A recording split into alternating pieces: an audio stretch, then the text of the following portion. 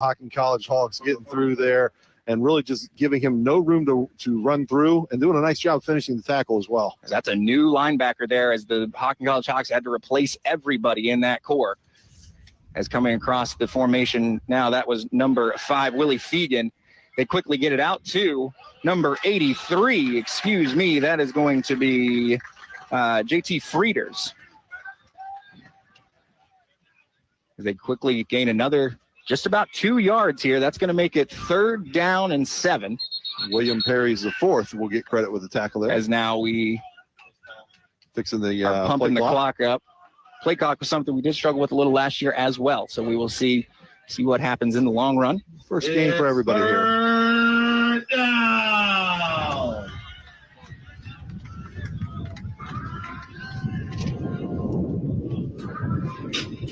As Bland brings a man in motion. That's Fegan. He takes the snap. It's all him in the backfield. He's looking deep. Great job by the line, giving him plenty of time. Now he's being chased down. He's going to get attacked. They're going to get a face mask or at least an attack to the head there for the quarterback. Ultimately, that sack fumble recovery is not going to matter for the Hawks. Yeah, Brian Murray, a great job of getting through, but came too high on the tackle attempt, made obvious contact with the face mask. And so DuPage is going to get a bit of a break there because that was a great, I think, covered sack, right? I mean, everybody was covered up in the backfield or the defensive back area. As the Hawks did the right thing, just couldn't quite pull it off in the end. As Fegan steps out for number 87, that should be the big tight end, Luke Bonema. Listed as an offensive lineman, so he's the blocking tight end, but he splits out here.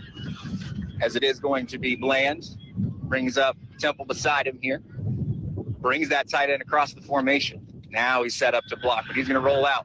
He hits number 6 right across the middle. That is going to be a first down by just a few yards. That was 3rd and short, ultimately, is what that ended up being. So number 6 there, that is Clayton Bone. Clayton Bone, the freshman who did have 2 touchdowns in the win last week for the Chaparrals. Tackle there by Wes Anderson from Akron. 13:07 on the clock here. 15-minute quarters in college football as the Chaparrals have marched right down the field, sitting on about the Hocking College. Looks like they're on the 42 as Bland hands it to Temple in the middle. No, he pulls it and drops it off to, he drops it off to Desmond White, who does look like he picks up just about 9 yards on that, and a pop there from the Hawks. But again, after the 9-yard gain, it's tough. And Charles Digger III gets the credit for the tackle, but he took as well as he got there. As Bland lines up now, he's got Bonema in the backfield with him and Temple. Now everybody switches.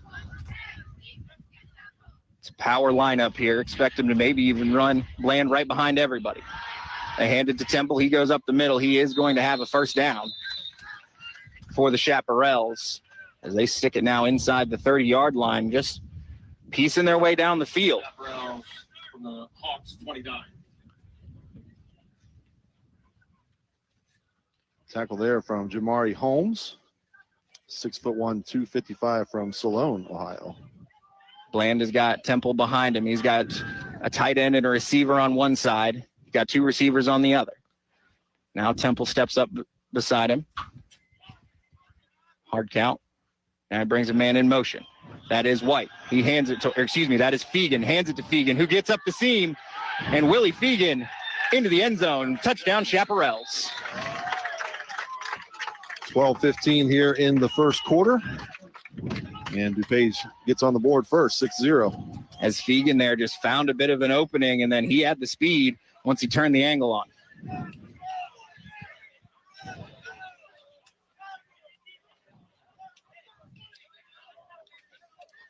As number 28, that is the All-American kicker, Christian Casillas, steps in here.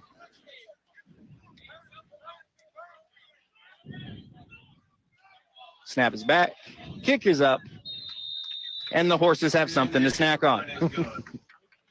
As that makes it 7-0 for the Chaparrals here. We'll take a quick break on Hocking College football on Wild Country 107.7.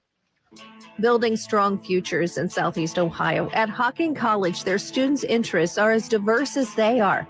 They pride themselves in offering a selection of degrees and certificates that will guide you to your pathway to prosperity and a career you find both rewarding and fulfilling. Courses in allied health and nursing, general studies, arts and sciences, natural resources and public safety, and so much more. Get more details at hocking.edu.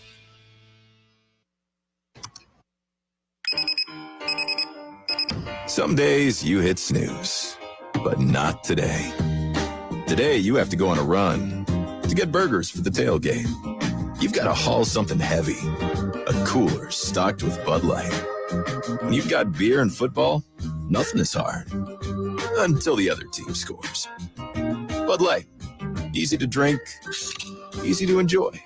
Enjoy responsibly. 21 plus. Copyright 2023 Anheuser-Busch Bud Light Beer, St. Louis, Missouri. You're listening to the Hocking College Hawks on Wild Country 107.7.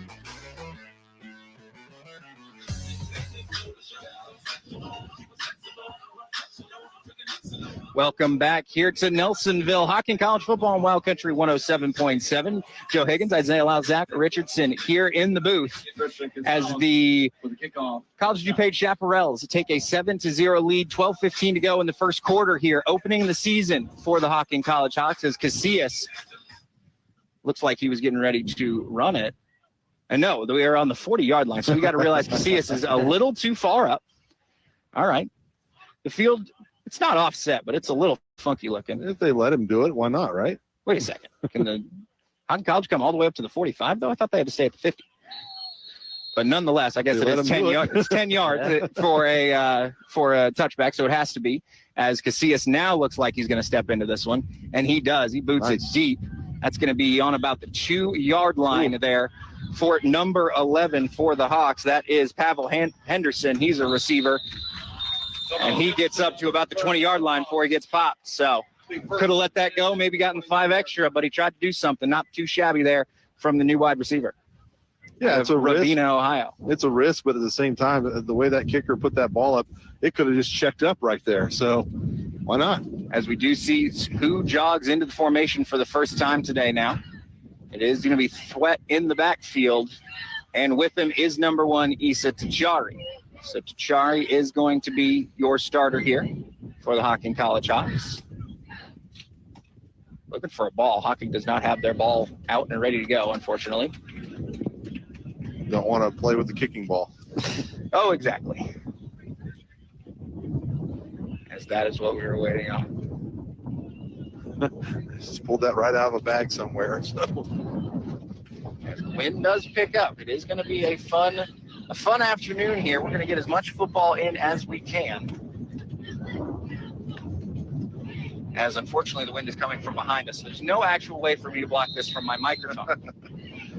Just adding ambiance. As Tachari takes the snap, he's going to hand it off to Thwett on the left side, and immediately that is big number 64 on the defense for the Chaparrals. Joey Allgood swallowed him up quick. That's going to be a loss of about a yard.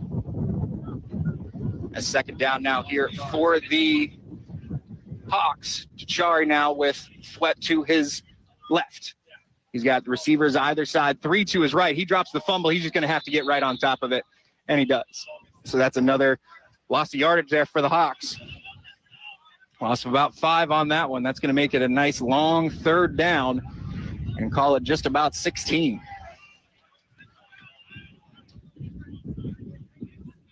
As the 2 straight plays, negative yardage on both. As the Hawks line it up with Thwett in the backfield with Tachari. 1 receiver out to his left. He's got 2 to his right, and there's a tight end back over there as well. Snap was a little late, but he's got a little bit of time. Tachari delivers.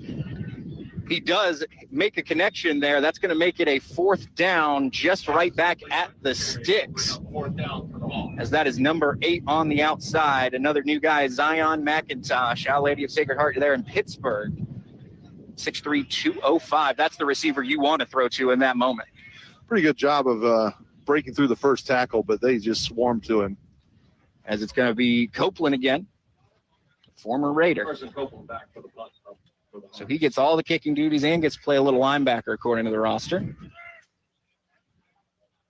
As it looks like they do come for it, do the Chaparrals, but a good punt out of Copeland takes a decent Chaparral bounce, though, and goes straight out of bounds. It's going to stay on the plus side of the field, called 47, is where College DuPage will take over for their second possession.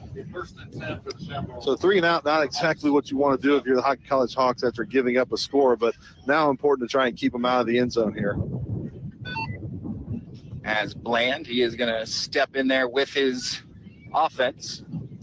They're looking for a ball as well. No, they do have that in. Good job. So Bland, for the first time tonight, we see a different running back back there. That is number 21, Jamarian Dale. He's not quite as tall. So Dale in the backfield. Bonema is out there as the tight end. 2 receivers to the right, 1 to the left. Dale steps up. They do hand it to him. No quick RPO out to White on the outside. And he picks up, call it 6 yards quickly. Good job by number 14 for the Hawks there. That is Jordan Clerkey out of Holt, Michigan.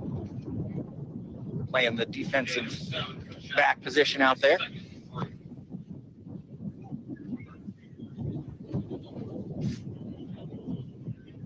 Yeah, you said the run pass option there. I think that was going to be the pass option the entire way. He knew he had it open. Bland brings him up again to the opposite side. Bonema was actually on the line this time. Bland loses it, and he's not getting on it very well. He did have to take a face mask to face mask there. Yeah, Kel Carrington did everything possible to try to pull that in. He almost got to that ball. That would have been a big turnover. That'd have been huge there, as it does knock him back to 3rd and 10 here. Not too shabby is what you're looking for the Hocking College defense, as it is going to be Dale still in the backfield with Bland. He's got White tight to him. His other receiver is out there. Should be Fegan, on the far side. Steps up Dale. Brings White across the formation. He cuts back. He's holding it, looking deep. He's got Fegan. He hit him. And that is going to be another touchdown. Willie Fegan, that is number 6, Clayton Bone. Just got a penalty. Holding on the base. Wow, that's exactly what you need there. Yeah, it's one of those plays where, the penalty did not affect anything that was going on in the play. That the receiver got behind the defensive back. There was no safety help. There was nothing there that really the hold affected, but it's a penalty. Can't do it. What it makes is now 3rd down and 20. Yeah. Now, if you don't have your cornerback bite quite as hard this time, this is exactly where you want it. You got the sticks deep. You're going to have to force them to hold the ball a little bit. Let Sanders and those big guys get there. Sure.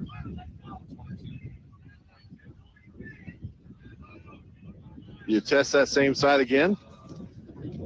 As it does look like they have Bone out there again. I saw Fegan and another guy jog onto the field as well. To their own 2 safety look now this time, though. 22. As Bland has still got Dale in the backfield with him. He had a different guy in the backfield. That's why they switched it up. Fegan now on the end of the line. Empty backfield, and Coach Ron has got to have a timeout because he doesn't even know what formation they're running. We'll take it real quick with him here on Hocking College Football on Wild Country 107.7. You've changed thousands of diapers, cut off hundreds of crusts, played hours of peekaboo and duck, duck, goose, because you do anything for your kids. That's why it's so important to protect them with life insurance from State Farm. State Farm agent Shauna Stump will help make it easy and affordable to help you protect your family, no matter what the future holds. Because for the people you do anything for, life insurance could mean everything. Call State Farm agent Shauna Stump in Athens today. Like a good neighbor, State Farm is there. Picture this, the perfect summer barbecue. No stress, no responsibilities. Just all your friends, burgers and hot dogs on the grill, and a delicious, refreshing Pepsi Zero Sugar in your hand. Sounds nice, doesn't it? Burgers sizzling, hot dogs cooking, Pepsi Zero Sugar fizzing, and a backyard of very, very happy people. Oh yeah, we could get used to this. Very, very used to this. Pepsi, the official beverage of Grills Night Out. You're listening to the Hocking College Hawks on Wild Country 107.7. It's third down. And we are back. It is third down here for the Hocking College defense. As Justin Bland, he takes it in the backfield for the Chaparrals. He puts it right down the middle, but just over the top of Desmond White, and that is going to make it 4th down and 20. The Hawks pick up a stop. Great job. Dicker was right there in coverage for the Hawks as well. Tried to squeeze it in there, but a little too high. As it's number 42 here for the Chaparrals. That is going to be Aaron Rice, the freshman out of Neuqua Valley. Yes, Neuqua Valley. Davion Perkins back deep for the Hawks to receive the punt. And that is, as you heard, Davion Perkins out of Cincinnati Northwest. Steps back. A boot, but it goes straight up. Hocking College has got to watch out for it. Almost hits the up man there, number 25 for the Hawks. That is Jermel Johnson. But he did a good job peeling out. So the Hawks get a little better field position than they started with last time, right, by about 10 yards there. Hawks will take over 1st and 10 at their own 31-yard line. They do get it. They get their own ball in quickly this time. We'll see what the Hawks can have a little more success this time around after that first drive was a 3 and out. As Tachari steps in the backfield, this is the first time we're going to see Clarence Curran step in there with him. That is the 6'1", 220 running back out of Ben Davis High School in Indianapolis. And it shows that Tachari truly is a 6'3" quarterback there as he turns and hands it to Curran. Tries to get up the right side, maybe gets a yard there. Might just got back to the line of scrimmage. Good job on the Chaparrals. Number 54 is who cut him down initially. That is Marquise Bodie, Wheaton North. No gain. That brings up 2nd and 10. It's Tachari now with Curran on his right side. 2 receivers left, 1 to his right. This time they try to hand it to Curran on the left side. He fights through a couple blocks, and he does pick up 2 yards at that point. Did a good job shaking number 6 at first. Or excuse me, that was not number 6. I thought it was. Just had a Hocking College Hawk player headbutt one of the DuPage players, but the officials are just going to calm it down, let it go. It is going to get chippy out here. Junior college football does get that way just a touch, as it's going to be 2 receivers and a tight end. Tachari's right. It's pass all the way. He's looking over the top. He's got number 4, tries to get it in his hands. That is Davion Perkins. Couldn't quite get it in his scat back's hands there. If he was an inch taller. Well, I mean, Perkins did everything he could. He sold out to try and get that catch. Extended that left arm as he was going to the ground and got a fingertip on it, but not enough to pull it in. Just a little bit overthrown, but given the wind, that was pretty fairly well-thrown ball. It really was. Wind almost might have helped him at that overthrow as well, but just couldn't quite get it down to Perkins as Copeland's going to step in for another punt here. Quick 3 and out for the Hawks. He's counting his men. He's getting his kicking ball in. He is a kicker through and through, so he does get particular about what ball he's going to punt. Copeland readies the men. Does look like Bone is the one back deep this time, and that's an end over end. But it's going to have a little bit of space. It was not Bone. It was number 8, the original returner. That is Michael Cervantes. And he was cut down just about the 34-yard line there as he got about 3 yards on the return. Tried to get to the outside. Keandre Larry doing the honors of that tackle. You know, I got to point out the fact that Hocking College, it's truly a team effort out here because you see Hocking College basketball star Trayshawn Cody running the chains out there at the moment. So everybody's out here making sure everybody's doing all right. As the Chaparrals start their 3rd drive, and it's going to be the 3rd new running back they stick in there. That is number 32, Hayden Jenkel. Deep team. As Bland brings Jenkel up beside him. And it's going to be a delay of game, I believe. Or no, a false start. Somebody moved. False start against the Chaparrals. That'll back them up 5 yards with the 1st and 15. I'm going to double check that I said that right. It might just be a weird type. I am going to change that and go to Jenke, not Jenkel. You do you. Well, I got a weird line on my K. It confuses me. They're right back in the same position, though. They're going to run the same play they had lined up. Bland turns, hands it to Jenke, who's a power running back. You can tell he's a little bit short, a little bit stockier, and he picks up, they're going to call it just short. 9 3/4 yards on the first run. I mean, high school, they just call it at that point. I believe Larry came up to make the tackle from the secondary. As it is 7:08 here in the first quarter. Hocking College down 7-0 to the number 1 team in the country in junior college Division III there. That is the College of DuPage Chaparrals, as they line up with no receivers on the left side or on the right side currently. Too many receivers on the left. They're doing something fancy that they don't even know at the moment. But they've got plenty of time on the play clock, so that's all right. A lot of motion. Cervantes just kicked out to the outside, and I think it was a false start as he never got.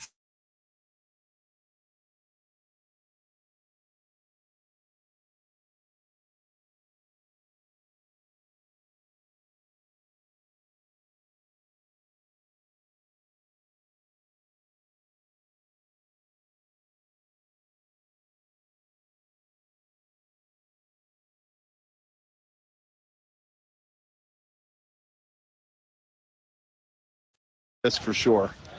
Cervantes just couldn't quite put that one together. 2nd and 15 now. Ball is back on the 34 for the Chaparrals, as it is Janke behind Bland. He's got Bonema in there at tight end. 2 receivers to his right, 1 to his left as he brings Janke up.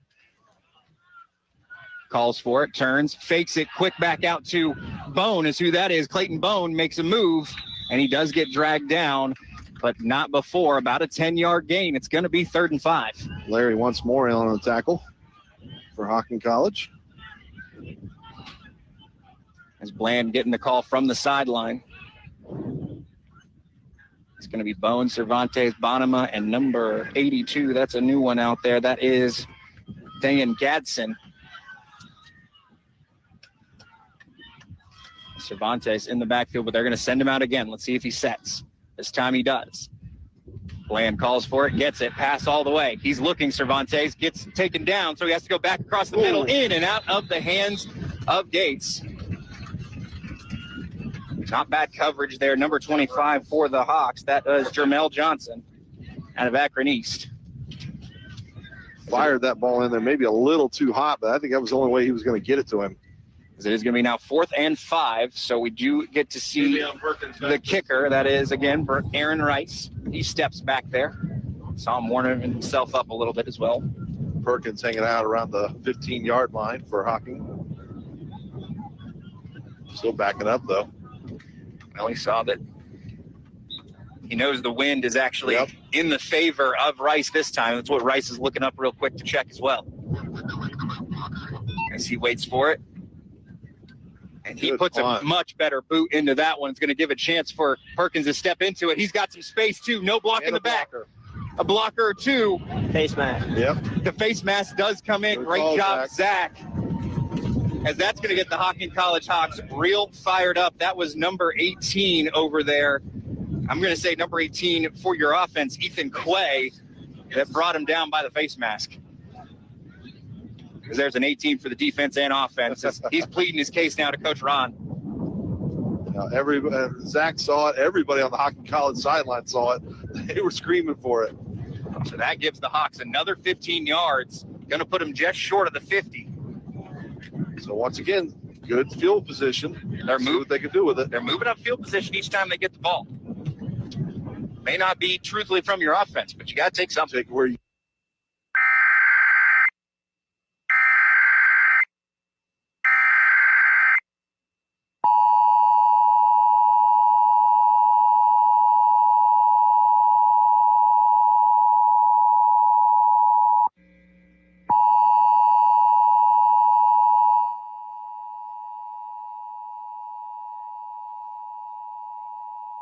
The National Weather Service in Charleston, West Virginia has issued a severe thunderstorm warning for northeastern Meigs County in southeastern Ohio, northeastern Jackson County in northwestern West Virginia, southwestern Wood County in northwestern West Virginia until 2 p.m. Eastern Daylight Time.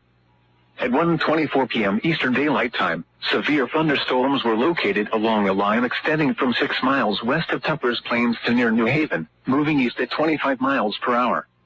Hazard, 60 miles per hour wind gusts and quarter-size hail. Source, radar indicated.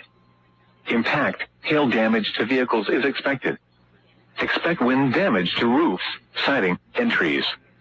Locations impacted include Pomeroy, Fort Run State Park, Tuppers Plains, Chester, Hartford City, Portland, Belleville, and Reedsville. This includes Interstate 77 in West Virginia between miles 109 and 159.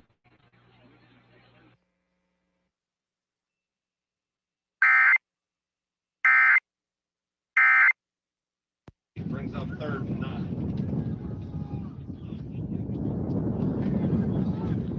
And we are back here. Hocking College football. Had to get that National Weather Service alert in there. But they have gained 2 first downs, have the Hawks. They are working on a 3rd and 9. Tachari steps up in the pocket, slings it back across the middle. That is too high for Perkins, but he would have had him. As that was an athletic throw by Issa Tachari. Almost had it. Coach Moore had to give him a dap for getting out of it. Just couldn't quite deliver. As it is now going to be 4th and 9, but they are on the 38-yard line of the Chaparrals.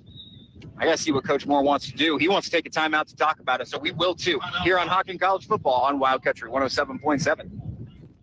Building strong futures in Southeast Ohio. At Hocking College, their students' interests are as diverse as they are. They pride themselves in offering a selection of degrees and certificates that will guide you to your pathway to prosperity and a career you find both rewarding and fulfilling. Courses in allied health and nursing, general studies, arts and sciences, natural resources and public safety, and so much more. Get more details at hocking.edu. Who can you turn to when you need a general contractor? Choose someone with over 30 years of experience, is licensed and insured. Choose the professionals at J&K Contracting. They're a full-service commercial and residential contractor. From new builds to remodeling, J&K Contracting has you covered from the ground up. Excavating or concrete, roofing or siding, replacement windows or decks, kitchen and bathroom remodels. One call, they really do it all. Call J&K Contracting, 740-698-3521. That's J&K Contracting, 740-698-3521. You're listening to the Hocking College Hawks on Wild Country 107.7.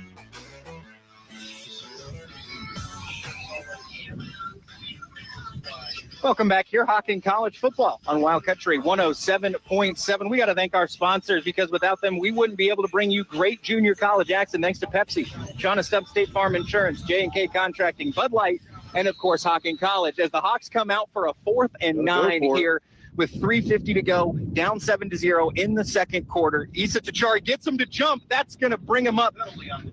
That is absolutely a defensive jump. Encroachment, I believe, even, because they touched it. Make this a little easier. As that does walk it up. So Tachari now with the quick hard count there, as the ball did snap, but it wasn't before the Chaparrals moved. 5-yard penalty. So he got his center too, didn't he? Just a little bit, you would say. So it's now 4th and the long 4 is what they're going to call it. As Tachari hard count doesn't go that time. He's got Thwett in the backfield with him. He's got 3 receivers to his right, 1 to his left. At 1 to his left, number 88 out there, that is Eric Thomas. As he rolls to his right, Tachari trying to deliver the strike into the end zone. That's in and out of the hands of Perkins, but there's a flag in the middle of the field. That might be pass interference.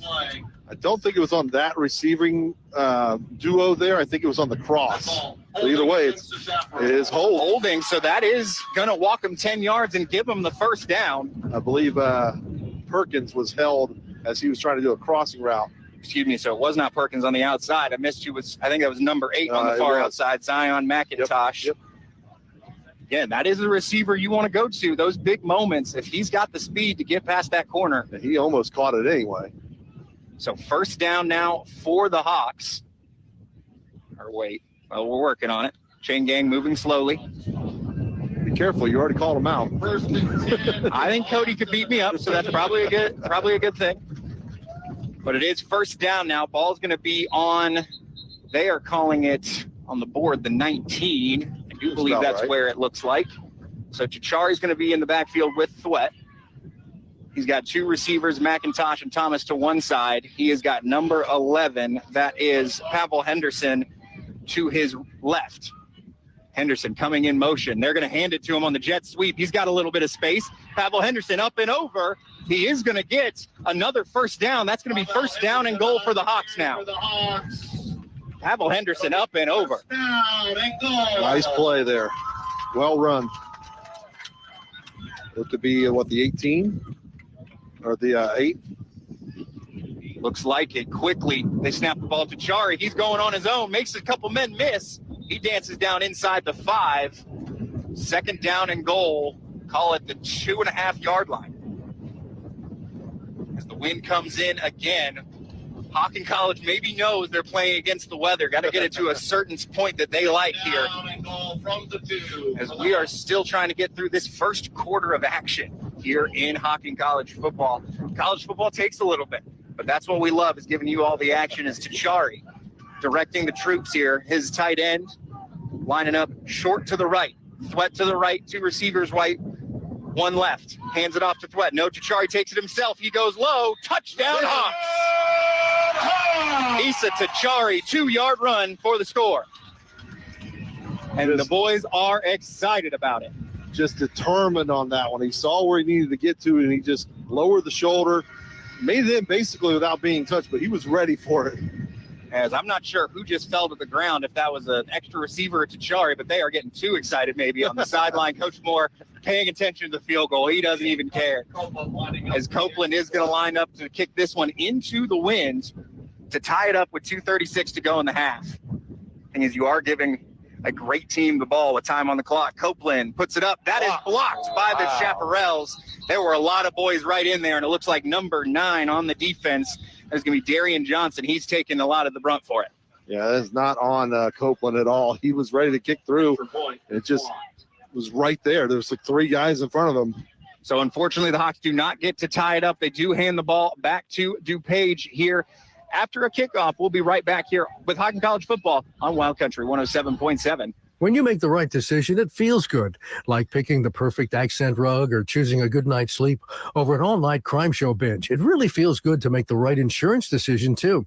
That's why State Farm agent Shauna Stump is right here in Athens to help you select the right protection at the right price. Shauna will make sure you understand your State Farm coverage so you'll know what to expect if the unexpected happens. With State Farm agent Shauna Stump, it's easy to make the right choice. Just call her. When you want the real deal, like a good neighbor, State Farm is there. Ah, Sunday. You take a morning walk to pick up burgers and beers. You tidy the house for 10 fellow football fans. And your biggest chore? Loading the Bud Light into the fridge.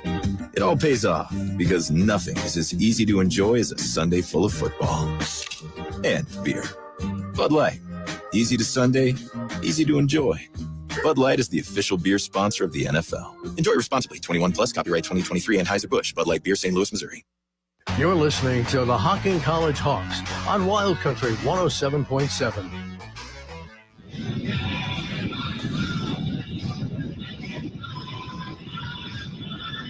As the rock music brings us back in here, Hocking College football on Wild Country 107.7. Hocking College does score a touchdown, but can't tie it, down 6-7 with 2:36 to go in the first quarter. I was saying first half earlier. It is just the first quarter as Carson Copeland for the Hawks puts it up and into the wind. That's going to be short.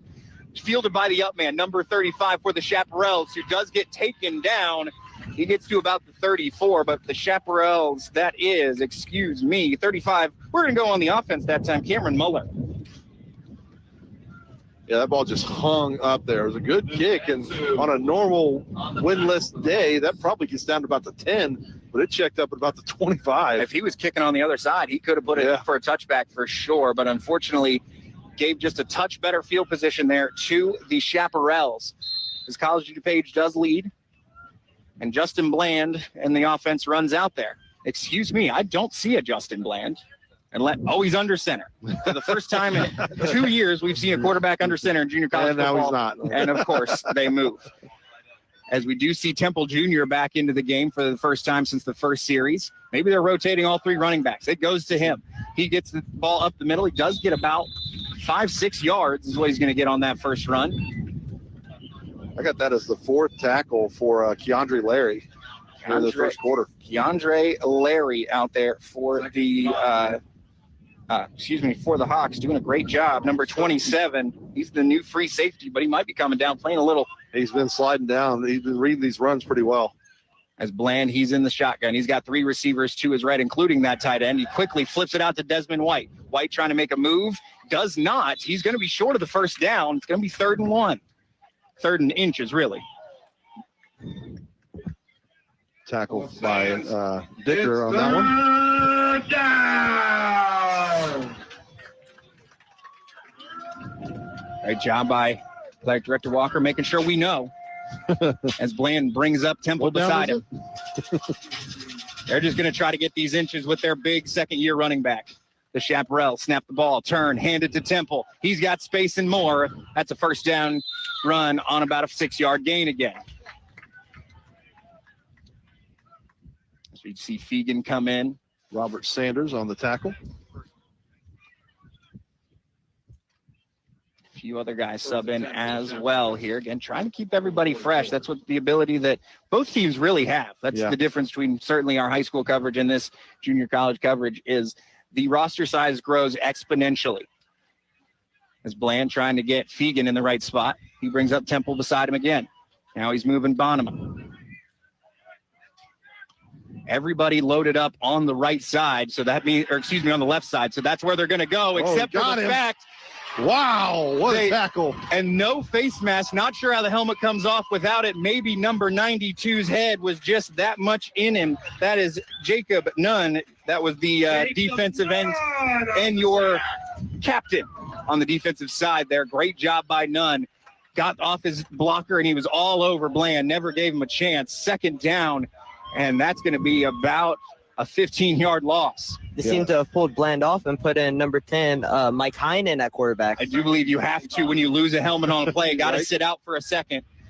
So Heinen going to step in quickly, and they're going to have him pass right off the jump, and he does get it out quickly. That's number 82, which is Dayon Gatson. Quickly picks it up there. So that gets them about 10 yards. Carlo Toller on the stop. So that makes it now 3rd or 2nd down and 20. And Coach Ron take a timeout. We'll take it with him here on Hocking College Football on Wild Country 107.7. You're listening to the Hocking College Hawks on Wild Country 107.7. What's up, sandwich heads? Today on Steve-O's Sandwich Reviews, we've got the tips and tricks to the best sandwich order. And it all starts with this little guy right here. The crisp, refreshing taste of Pepsi Zero Sugar. Every bite is better with Pepsi. Celebrate 30 years of romance at the Wilds. Book a yurt for 2, 21 and over, and enjoy a nighttime escape. This is romance. This is the Wilds. Reserve now at thewilds.org. I love playing sports, especially for my school. And that's because school sports are special. It's where it's safe to fail. It's where we're taught resilience, where our fear becomes confidence. It's where we learn to get back up after every fall. School sports are where 7.8 million students go from I can't to I can. This message presented by the OHSAA and the Ohio Interscholastic Athletic Administrators Association. You're listening to the Hocking College Hawks on Wild Country 107.7.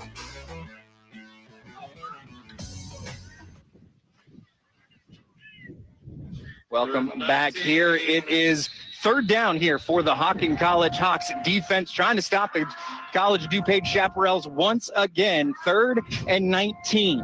Bland, Justin Bland, the freshman, in the backfield for the Chaparrals. You're returning 3-time national champions in JUCO. He's looking to pass. He's looking deep. He's got Bone again into the hands of Bone, and he's going to have to make an angle to the end zone. And he does. Clayton Bone, touchdown, Chaparrals. Wow, what a play by Bone there. That ball hung up just a bit. He was able to read it into his hands, and then it was just a sprint, and he beat the entire secondary. That's Clayton Bone's 2nd touchdown today. He's got 4 on the season already. Would have had a 3rd, but they called it back.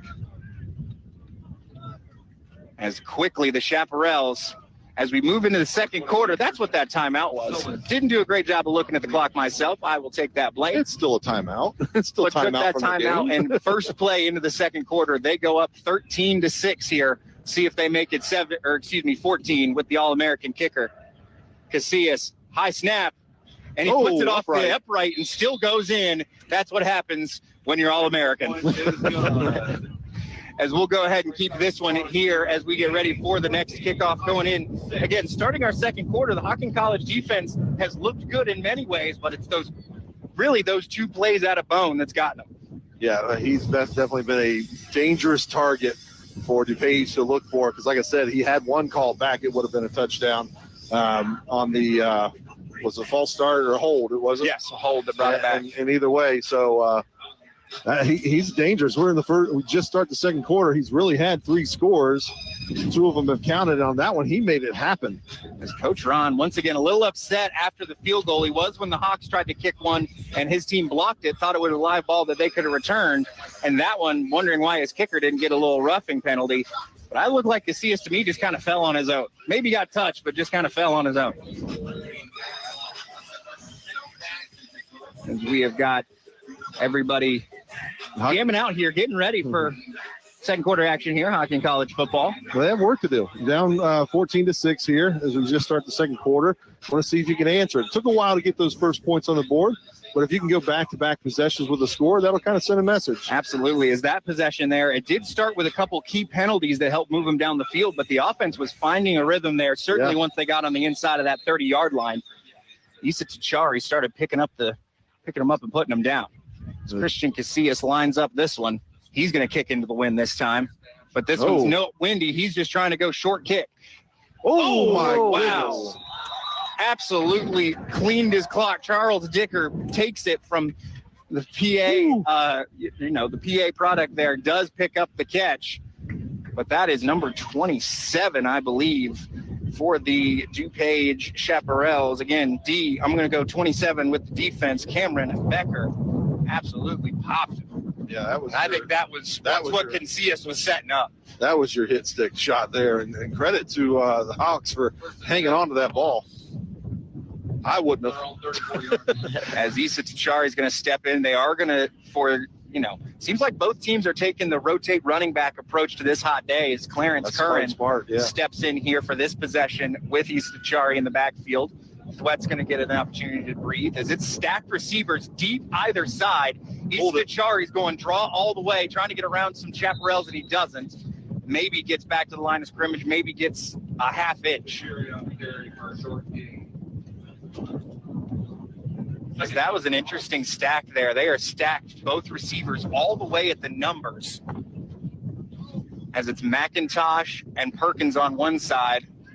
I am not sure who's going to be on the other side. Probably Thomas and a name that I can't see at the moment. Tachari, this time he's looking past. He's trying to hit Thomas in and out of his hands. Not bad, though. That's another tall receiver he's got on the outside. Just couldn't quite hit. Yeah, just a little bit high, a little bit to the left. And all of his passes right now are a little high, which is difficult to do when you got such tall receivers. It is. It's different when it's thrown to Perkins there in the middle, but now you got your guys on the edge. As Tachari now probably tasked with throwing it again, 3rd and 9. Ball's on the 34. Hawks need a response. As it is Curran in the backfield still with him. He's got 2 receivers either side, not quite stacked the same way, but still pretty far from him. As he's looking to that strong side this time. Gets away. There's going to be a hold. But Tachari's still getting away. Issa Tachari does just throw it up in the end.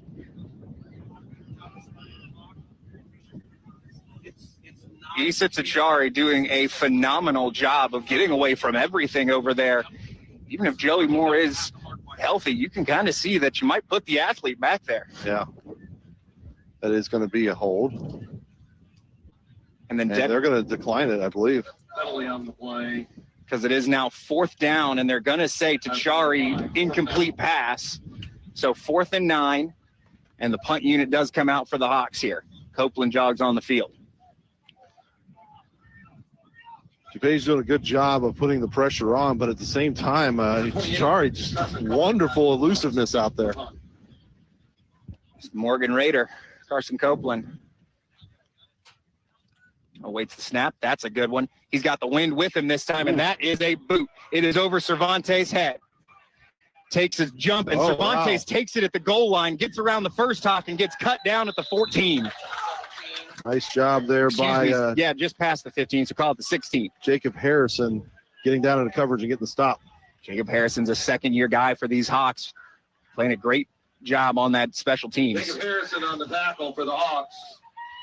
As Copeland walks down the other end of the field, he is your starting Mike linebacker. First and 10. Do a little at their own 15-yard line. As the defense gets themselves ready, the Chaparrals jog onto the field once again, and they are going to change it up a little bit. This is going to be Hind on the field. Bland is going to take a seat. Well, they must have confidence in him because when he did come in for the one play, they went right to him in the air. He did throw a little bit in their win last week. Just a couple throws, though. Really, Bland played a lot of that blowout win. And it's going to be Cervantes in the backfield with him there instead of their normal running back trio. So Hine hands it off to Cervantes on that outside. Cervantes got a crease. Doesn't get all the way to the first down, or maybe he does. Good job by number 2. That is Charles Dicker stepping up to make the play. He's going to be right on the first down marker. It's at an angle. They're going to give it to him. Third tackle for him. 10 on the play for the Chaparrals.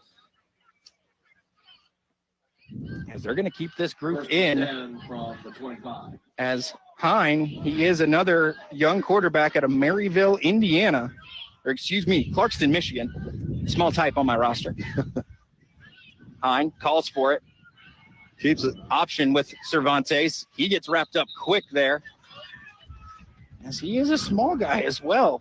Just 5'11", 170 pounds. As Bland does come back in now. Maybe Bland just needed an extra breather.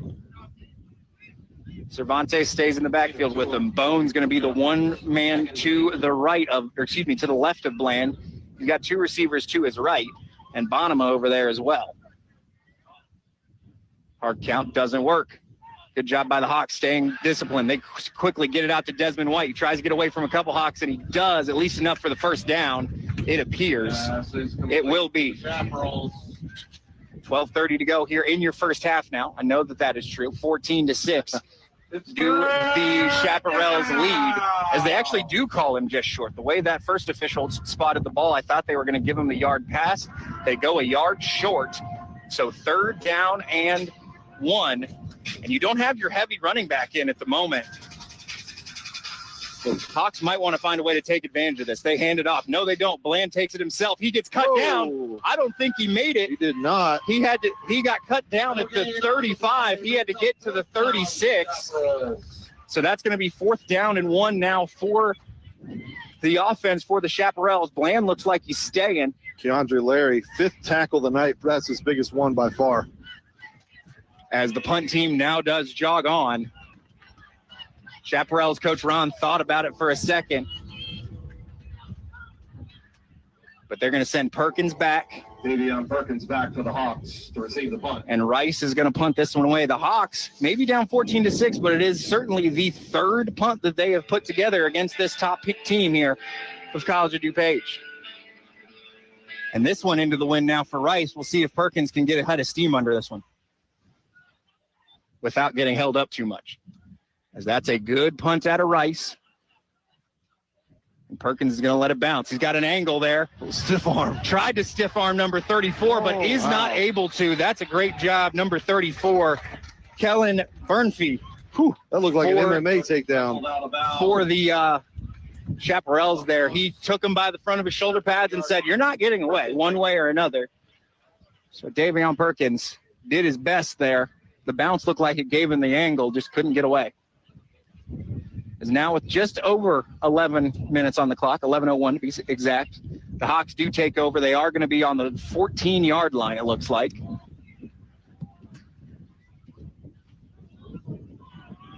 And Issa Tachari steps in. He's got a fullback in at this point. Fullback tight end kind of guy in there. Can't get the number at the moment, but he's going to turn and hand it to Curran, who followed that fullback. And Curran's got a head of steam up the middle. Curran runs through his own receiver. He's still going.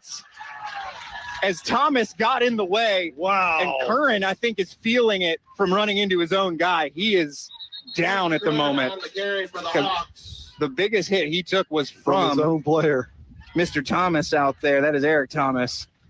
and he's up now. Yeah, I think just the wind knocked out of him on that one. But, man, what a run by Curran. Clarence Curran, Ben Davis High School there.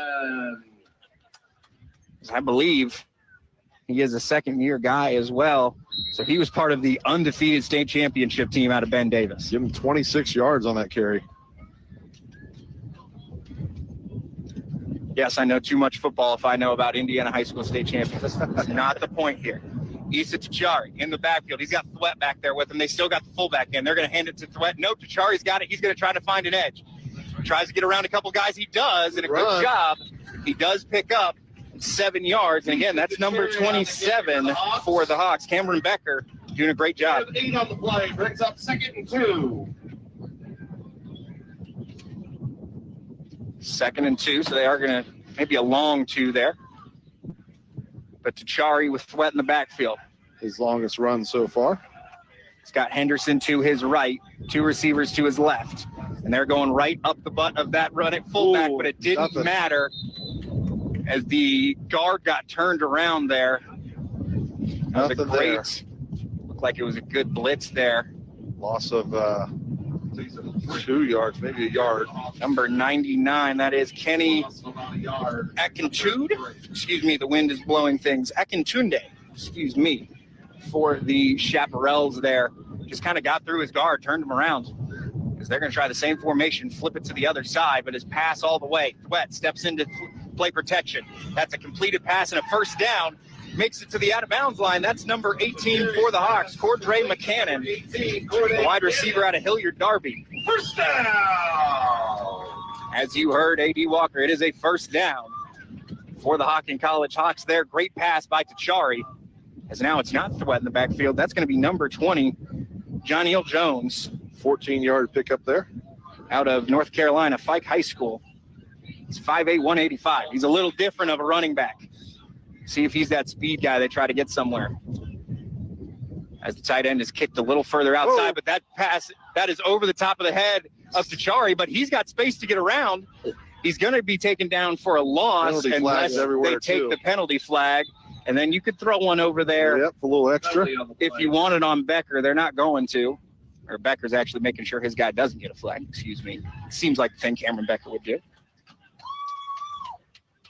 As it is going to be encroachment against the Chaparrals. So Chaparrals lined up off sides.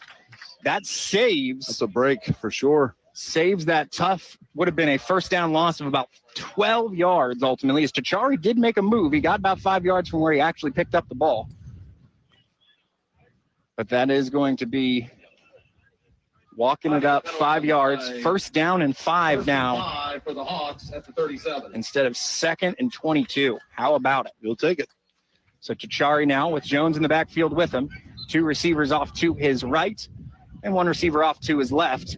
I bet that, excuse me, that's going to be Jones right up the middle, makes a move, and he gets down. Going to be a first down, about a 10-yard run for Johniel Jones. Johniel Jones on the carry. First down. As the tight end that was playing, that was number 42 for the Hawks, Laquille Battle. He's actually listed as a linebacker. But number 81 steps back in. He's the one who's been playing most of it. That's Cameron Red, the Logan Elm product. Tachari turns, hands it to Jones, who runs up the middle. Few men on his back, still gives you 5 yards. Again. Johniel Jones. Short gain of about 3 yards. Maybe a little shorter. 7. As might have a cramp issue here. There is a bit of a cramp issue for a lineman for the Hawks. As he's got a helmet off. He's actually reaching for the knee there. Well, let's hope it's a cramp then. As we will take a break with a player injury here. We'll be right back with Hocking College football here on Wild Country 107.7. Who can you turn to when you need a general contractor? Choose someone with over 30 years of experience, is licensed and insured. Choose the professionals at J&K Contracting. They're a full-service commercial and residential contractor. From new builds to remodeling, J&K Contracting has you covered from the ground up. Excavating or concrete, roofing or siding, replacement windows or decks, kitchen and bathroom remodels. One call, they really do it all. Call J&K Contracting, 740-698-3521. That's J&K Contracting, 740-698-3521. Building strong futures in Southeast Ohio. At Hocking College, their students' interests are as diverse as they are. They pride themselves in offering a selection of degrees and certificates that will guide you to your pathway to prosperity and a career you find both rewarding and fulfilling. Courses in allied health and nursing, general studies, arts and sciences, natural resources and public safety, and so much more. Get more details at hocking.edu. Okay, kids, Dad's gonna teach you how to dance. First, spread your feet apart. Then, pump your knee, nod your head, shake your hips, and bite your lip ever so slightly. Now, with one hand in the air, point at people with the other hand. I call that the rock star. Dance like a dad. It's a great way to make a moment with your kids. Now, make a face like it just smells something bad. Visit fatherhood.gov. Brought to you by the U.S. Department of Health and Human Services and the Ad Council. You're listening to the Hocking College Hawks on Wild Country 107.7 WSEO Nelsonville. Brings up 3rd and 6 for the Hawks. As the injured player, Devon Malone, steps off, the Hawks quickly into formation, and they throw a quick double pass as that was almost intercepted in the end zone by the Chaparrals, but a good job by Camden Red, tight end, to play a little defense of his own as Chari quickly out to Corday, and then he threw that one kind of into the middle of everything as quickly goes out again, does to Chari, and that one in and out of the hands, number 18, Cordray McCannon. Number 18, Corday McCannon. Brings up 4th down. 4th and 7 now from the 23. And Coach Moore wants a timeout to talk about this 4th down because they are deep in this area. And kicking with the wind, you might almost have to think, does Copeland have the leg? We will go ahead and take a break here on your timeouts because we need a breather as well here on Hocking College Football on Wild Country 107.7. Let's talk about America. Not taxes or tweets or the issues that divide us, but how incredible our country is. Left, right, up, down, state lines to winding coastlines. Whether you come home to a crowded city street, tree-lined suburb, or sleepy small town, everyone deserves to live in a clean, green, and thriving community. And we all share in the responsibility to create beauty that ripples from one neighborhood to another and one block to the next. We are Keep America Beautiful, the nonprofit working with millions of people just like you to end littering, improve recycling, and beautify our communities. Because every mindful action and sustainable habit has a positive impact, and it all adds up. Learn how you can join Keep America Beautiful at KAB.org. Together, we can do beautiful things. You're listening to the Hocking College Hawks on Wild Country 107.7. On the field for the field goal. As we're back for Hocking College football here, they're lining up for a field goal on 4th and 5. Carson Copeland puts the leg into it with the wind. Does it get there? Just a little bit short. The 40-yard field goal as the 4th and 5. They didn't like what they had, tried to get it there, and it was just a foot short. Carson Copeland, if he might have waited, he had 15 seconds still on that play clock. He might have waited 5 more seconds. He got a bigger wind gust. Yeah, but say the wind kind of died as soon as it was snapped, so it fell about, 3 yards short. Just barely there as Copeland steps back in to play linebacker now. As the Hawks down 14-6, 8:20 to go here in your first half. Going to have to put together another stop against this top-ranked offense for the College of DuPage. As Justin Bland steps in, and he has got Jameson Dale behind him for this time around. Bonema out wide with Bone to the left. Can't tell who is on the other side there, but he's got 2 receivers to his right. They're just kind of waiting. Coach Ron again wanted to talk about things, as I think he wanted the ball moved to where it was kicked, and it was placed where it was originally snapped from. Which is correct.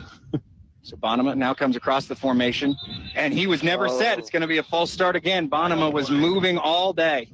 That ball won't start. Never. And Bland is confused, and it's not really on him. It's on his tight end, knowing he's got to stop longer than that. Because he was moving well before that ball was snapped. 1st and 15 from the 18. So that's been a nice thing for this Hocking College defense is there's been a lot of false starts here on the motion, allowing some deep, tough plays for the Chaparrals as Bland brings Jamison up beside him, brings Bone in motion around behind him. They give it to Jamison off the left side, though. He's got a little bit of space and gets knocked down. It's a good job on the outside, number 29 to start the play. That's Carlo Toller. And then to finish it across the middle, number 40 for the Hawks, Brian Murray. 46. Excuse me. Hillary. Thank you. Brings up second and 8. Troy, Ohio. It's Bland with Jamison beside him. He's got 3 receivers out to his right. Bone, the only one on his left. Now he brings across Fegan to his left as well. He's looking right, though. Now he steps up. He's going to try to step away. He does get through the initial contact of Murray, but he does bring him down eventually, along with Robert Sanders up there.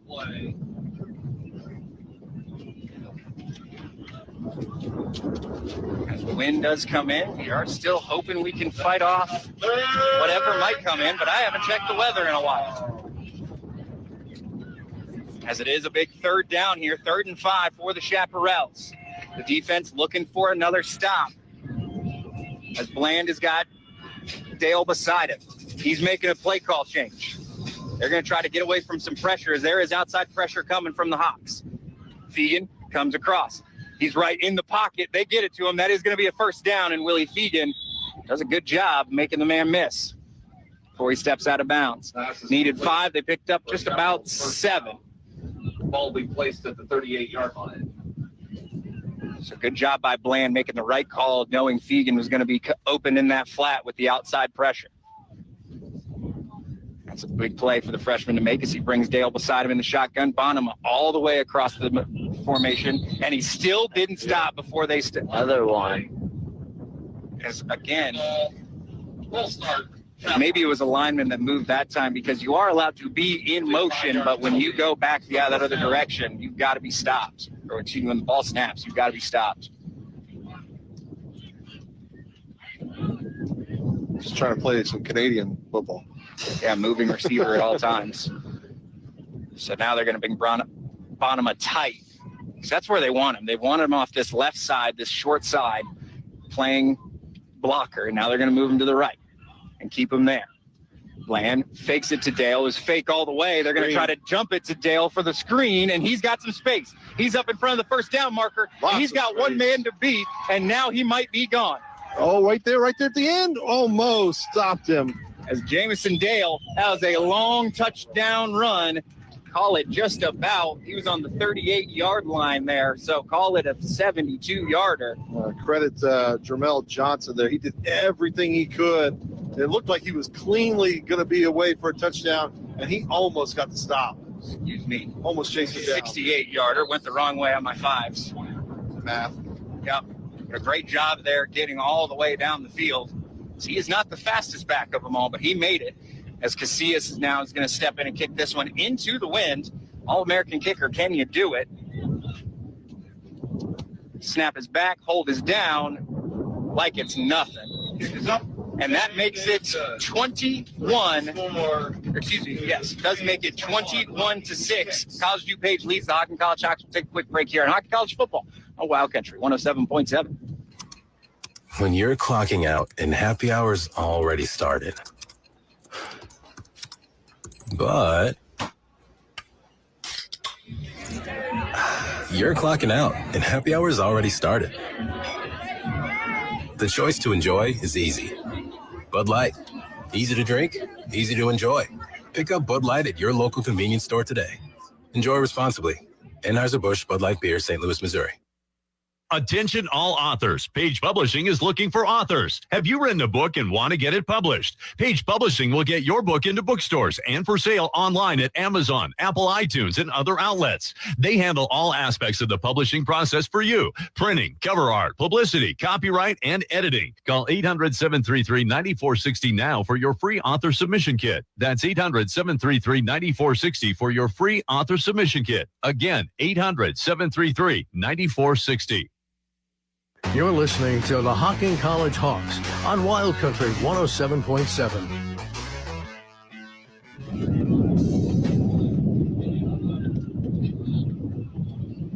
Welcome back to Hocking College football, as the Hocking College Hawks are going to get a penalty on the kickoff, unfortunately, because it was a pretty good return by Perkins. Gets it up to the 30-yard line after the DuPage Chaparrals went up 21-6. But these Hocking College Hawks will certainly let tempers go just a little bit. And number 37 for the Hawks, that is Christian Richardson, just a little too excited during the kickoff. Hocking College staff trying to make their argument that it was against the Chaparrals, and they agree. That's interesting, considering it was I'm with you. Richardson who drove him 10 yards out of bounds. Didn't drop him on the ground, but drove him 10 yards out of bounds. They're going both ways, I think. Yeah, now they're going both ways. All right. I think that makes a little more sense. Against Hocking, unsportsmanlike conduct. Makes a little more sense to me there. That was a long time between the double foul, though. That's true. We'll see, Richardson can tone it down just a little bit, as it is going to be the offense for the Hawks stepping back out onto the field here. Ball should be at the 30-yard line. I don't know where unless we're going to put it right at the penalty. Yeah, it might be right. Oh, they never put the penalty on the Chaparrals. They just started off wrong. Correction on the penalty. That was Makes sense. Now, see, you were right. Now I'm completely right, and I will take that. Unfortunately, it starts the Hawks at the 10-yard line, though, as they had to walk it 15 yards back. Andy right now is listening going, no, you're never completely right. Well, he can try. Good hard count there from Tachari. Nobody really moved, but a linebacker did creep up a little bit. See if that means something. Coach Moore in the offense saw it. As it is two wide receivers stacked far away from Tachari. He keeps it, trying to get on the left side. He's got a little bit of space. He's dancing around. Again, running through his own wide receiver to ultimately pick up about 6 yards. He's Tachari. He's going to dance. He's going to run 10 yards to get 6 yards, but he's going to make it every time. That's Tachari. Again, stacking up his receivers far away from him with Kern in the backfield. Bonham not on the field, and it is going to be a false start that time. It's number 77 for the Hawks. That is your big right tackle, Greg Sullivan Crockett. He's 6'7", 360 out of Columbus East. And just a little excited, as he looked like he was down blocking. He was ready to take out that defensive tackle.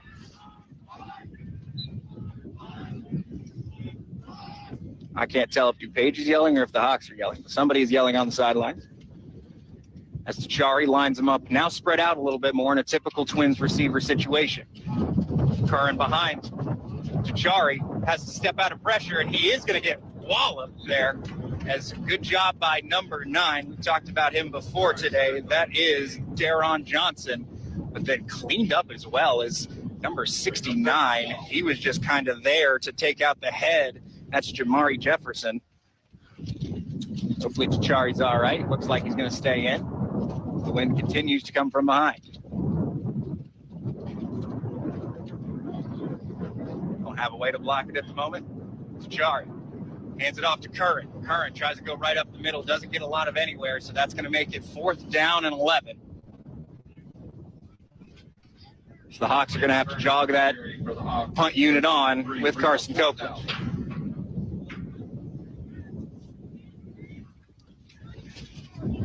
.434 and counting here in your first half. Hocking College Hawks down 21-6. As the Hawks had to quickly get a man on. They do. Copeland awaits. He's got the wind with him. And that one's a little low as well, but it's angled enough out of bounds that it is going to skip. I think maybe the 49. They're actually going to be a little generous. I think that's a lot generous. I think they're going to give him the 47, or excuse me, the 46. And it's actually the line judge is going to be the one that actually marks it because he saw it. So we'll see where he goes. And he agrees. He says, sure, that looks good. 1st and 10 for the Chaparrals. 46 is what actually hit somebody on the sideline, so I guess it's close enough. It was actually a pretty smart strategy for the punt style, keeping it low away from this wind, but you would have liked to see it more a little bit in the middle of the field. Let it push it that way. As Bland jogs out there with 32. We have seen him today, but now I forget his name. That is Hayden Jenke. So he jogs out there with Jenke behind him. He's got two receivers one side. He's got a receiver, and I'm assuming a tight end to the other side. That's the only way that balances out. Receiver in motion. Fakes it to Jenke. He's looking down the middle, but he's going to get sacked. Maybe. He just throws it. Almost intercepted. As that's certainly a freshman decision. Coach Ron is going to be upset with his quarterback about. That's why he's immediately bringing him out, aside from the fact he lost his helmet. Yeah, the whole spinning around, let me throw it sidearmed and think I'm Patrick Mahomes play doesn't work too often. As William Perez, the 6'4" linebacker at Kettering Fairmont, thought he had it for a second, but got a little scared maybe. He tried to hide from the coach. Didn't work. They confound him. As Hine, he's going to take it and turn it and hand it off to Jenke. He runs right up the middle. And a bit of a bowling ball run does give him 4 yards. As Bland right back in there. Perry and 3 on the play for the Chaparrals. And there is going to be an injured lineman for the Chaparrals. We'll see if he can actually pop himself back up. He's trying on one leg. I don't know if he's just not feeling ready yet. The athletic trainer out to check on him there. We're gonna give it a second here, see what they do. Try to get him some water. As he does pop up, seems to be putting weight on everything.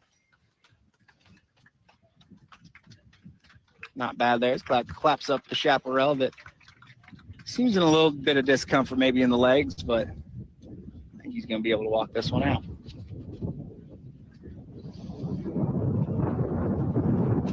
Maybe that wind will help. He is limping a little bit. That is big number 58 for the Chaparrals. The wind-aided walk-off. That is George Levette out of Cathedral, Indiana. Excuse me, Lake Park. Again, small writing. Windy pages. Do my best. So it is going to be offense setting up for a 3rd down and 6. It sure is. As Bland has got Jenke in the backfield with him still. He's got Fegan on the field, White, Bone, and I would assume that is Gatson on the far side as well. So he's got his accoutrement that he wants. Tight twins formation with a new left tackle in there. New right tackle in there. We'll see if that matters. Bland brings Gatson across the formation. He's looking to that left side, goes middle, in and out of the hands of both Fegan and Bone, because I don't know if Fegan knew Bone was there. I think you're right. Fegan deflected that one away from Bone. Bone makes that catch, and that's a 1st down. That's who it was intended for. Fegan somehow just didn't see Bone around the defender, so it does make it 4th down and 6. Rice comes out to punt the ball for the Chaparrals. We got the Chaparrals defending each other on a pass. We got Hocking College tackling each other out there on the runs. As 14, that is going to be Jordan Clark Lee, out of Holt, Michigan. He steps back there to take the punt. Not bad. The wind is going to check it up there. Hawks got to not touch it in the process. They almost did, but it gets down. That's going to be just about the 14-yard line there. Is 3:34 on the clock. Hawks have got a chance to bring it a touchdown closer here before we go to half. It'd be nice to see them do it, too, to be able to get some points on the board once again and keep it a 1-score game as you go into the break. They have the time for it. So they are going to jog onto the field. Curran is going to stay in the backfield with Tachari. Looks like it's going to be Thomas, McIntosh, as well as Perkins. I would think Clerky is what it looks like out there. Or probably number 18, McCannon. They're about the same size. It's a tough one. But Tachari's just got Curran in the backfield with him. He turns, hands it to him right up the middle. He's got a little bit of space. He is going to get cut down just short of that 25-yard line, but it doesn't matter. It's a 1st down. Good job by Clarence Curran. This threat does come back in because Curran took a shot to the right on the midsection. Turns, hands the Thwet down the middle. They're going to try to do the same thing with a different running back. Doesn't quite go the same way. as the Chaparrals stack him up, a whole host of them. Under 3 minutes to go now. Ball is still on. Actually, they do give him 3 yards in the process, so it's going to be second down and 7 from about the 27. Chari gets it. He's passed all the way. Got some time. He's trying to get it to McIntosh on the outside. He does. McIntosh, unfortunately, had to try to catch the pass again in the process. He's going to be just short of the first down. Number 8, Zion McIntosh. If he'd have fallen immediately after catching it, he would have had the first. Had to chase the ball down again. As they line up quickly, that's 3 receivers bunched to the left side. Chari and Chari and Thwett in the backfield. They fake it to Thwett. They try to get it to McIntosh, a little outthrown and well defended there by number 7 as well. That is Ernest Blackshear Jr. He's a defender, second-year guy for the Chaparrals. And I think Coach Moore wants a timeout to talk about if he's going to go for it on 4th down again. We'll take it here with him on your Hocking College football on Wild Country 107.7. Who can you turn to when you need a general contractor? Choose someone with over 30 years of experience, is licensed and insured. Choose the professionals at J&K Contracting. They're a full-service commercial and residential contractor. From new builds to remodeling, J&K Contracting has you covered from the ground up. Excavating or concrete, roofing or siding, replacement windows or decks, kitchen and bathroom remodels. One call, they really do it all. Call J&K Contracting, 740-698-3521. That's J&K Contracting, 740-698-3521. First, I hold my hands out like they're on a steering wheel. Then I look over my shoulder. 1, okay, cool guy. 2, 3 times. Next, I put it in reverse. Meep, meep, meep. Then I take it up and down, up and down. And that, kiddos, is called the forklift. Dance like a dad. It's a great way to make a moment with your kids. Now that's dancing. Sure beats flossing. Visit fatherhood.gov. Brought to you by the U.S. Department of Health and Human Services and the Ad Council. You're listening to the Hocking College Hawks on Wild Country 107.7. And Chaparral. And the Hawks come out. They're going to go for it on this 4th down, and they try to go quickly. It's going to be draw all the way for Chari, and he does not get there. Gets clotheslined about a yard short. So it's going to be a turnover on downs as the Hocking Hawks tried to go for that one to push this offense forward and try to get a touchdown here before half, as they do trail 21-6 to the College of DuPage Chaparrals. That is the number 1 team in JUCO D3 at the moment, the 3-time returning national champs. Now, if you're the Hawks, your backs are kind of against the wall here. You really try not to let them score in these last 2 minutes. Get the ball back if possible on 3 and out if you can take it. 3 and out. They do get the ball coming into the second half, as there is 2:08 on the clock here. And they're trying to figure out the clock at the moment, as maybe there is more time than 2:08.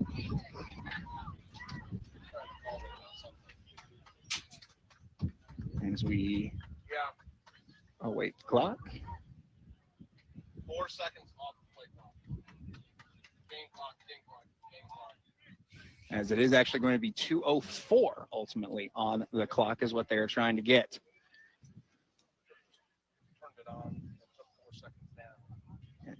It's hot out there. Bland going to go talk to his offensive coordinator there. I might have his name if I can find him along here. I just have assistant coaches. So Small writing.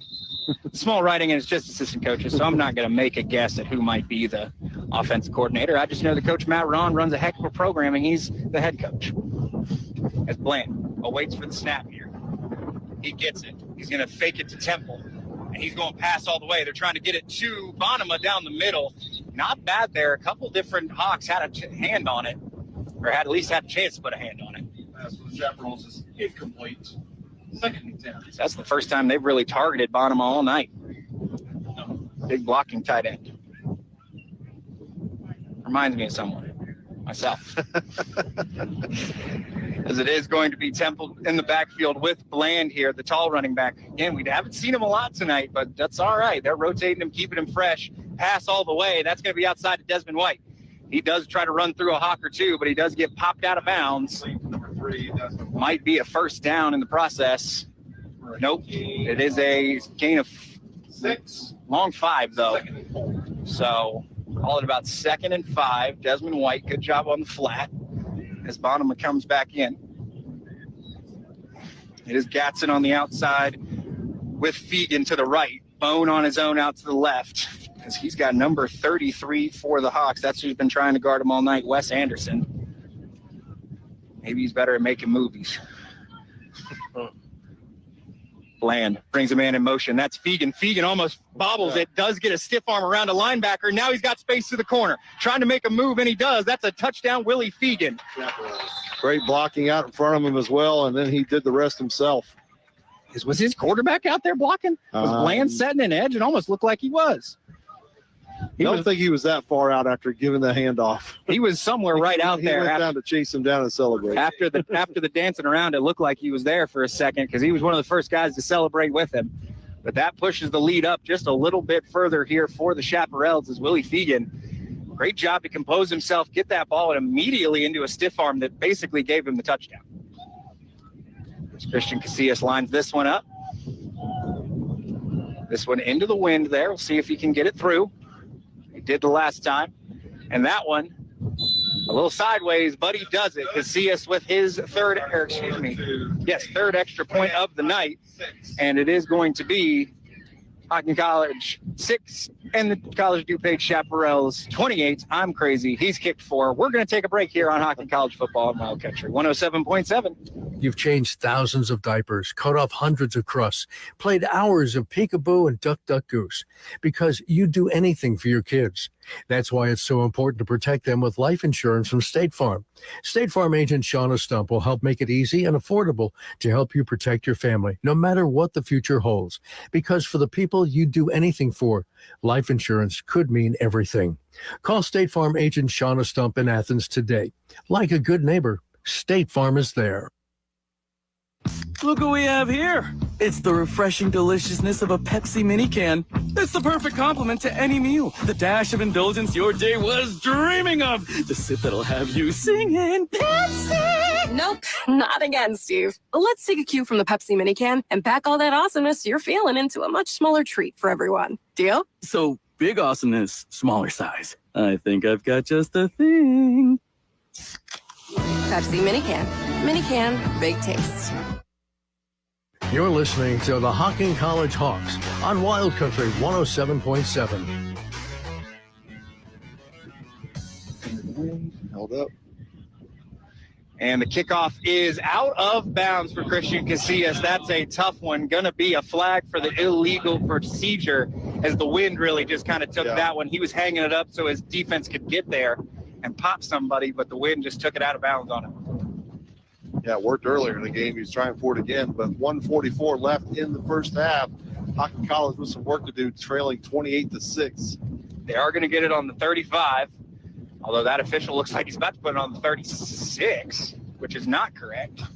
Or excuse me, the 26, which is not correct either. Yeah, I don't know. Unless is the JUCO rule different? Let's wait and see if Coach Moore notices something because he's usually the one to call things out. 1st and 10 for the Hawks from their own 20. As he was getting a drink. He does make it to the sideline, but I don't think they should be at the 26. Head referee walks up now, and he realizes, yes, we are at the wrong hash mark here. We got to walk it up to at least the 31, if not all the way up to the 35. They're going to put it on the 36. That seems to be at the 31. 31, sorry, yeah. All right, so maybe College is 30 for the illegal procedure, and we're just a little off. So they still put it on 31 for... Nonetheless, it's going to be an extra yard for the Hawks. It's going to be Thwett in the backfield with Tachari. He's got Red there at tight end with him. McIntosh, Perkins out to one side. That's to his right. And I'm going to bet it's Thomas out to his left. He's looking Thomas all day, trying to get it to him because it wasn't Thomas. It was McCannon. McCannon makes a snag, and that is going to be about an 8-yard gain there, 9-yard gain. Good job coming back to that ball by McCannon. How did he pull that one out of the ground, out of the air? Warday McCannon. Tachari, quick snap there. He's looking for stepping up, swinging it to Red there in the middle. Not a bad defensive play. That's number 34 across the middle. They might have hit him with the flag, though. Kellen Burnfree. Holding. Chaparrals holding on the chaparral, so they are going to hit Burn Free with it, as Red was trying to get across the middle.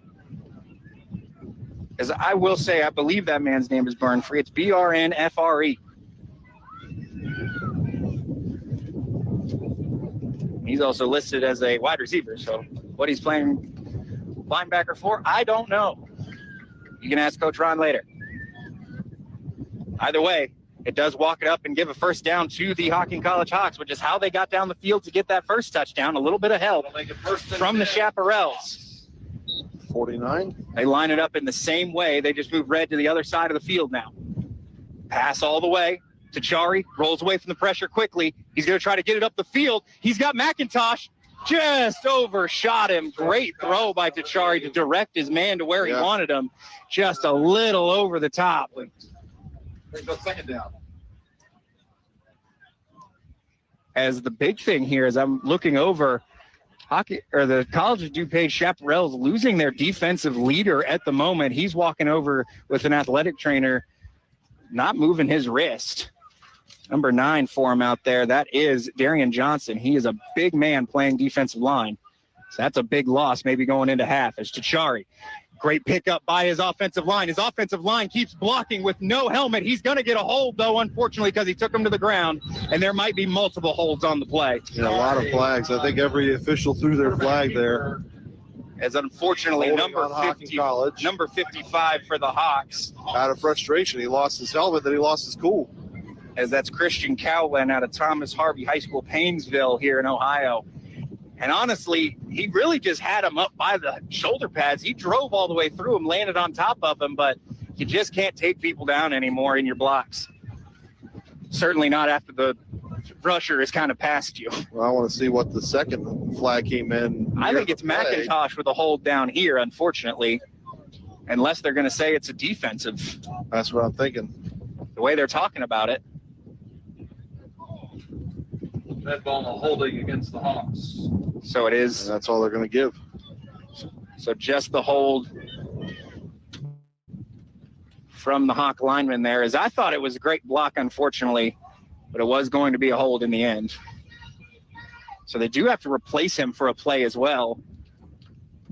With 1:02 on the clock, this is going to make it second down and 50, or excuse me, walk it back to about second down and 20. Hawks at the 41, second and 18. 18. I'll take that, as it is going to be Thwett in the backfield with Tachari. Blocks set up well. Tachari gets to step away again. They're going to hit him with another hold, unfortunately, as Tachari does step up almost back to the original line of scrimmage. And it's going to be a hold. No, it's going to be grasping the face mask defense. So grasping face mask defense on the line, I do believe is still 15, but I think it's spots. So it doesn't give them a first down necessarily, I believe. Yeah, I'm going to stop guessing here because they had a kickoff that went out of bounds. They gave it a 31. So that's a great point. Maybe we should chill. They're going to discuss it, though, as certainly they're making sure that flag doesn't leave that spot at the moment.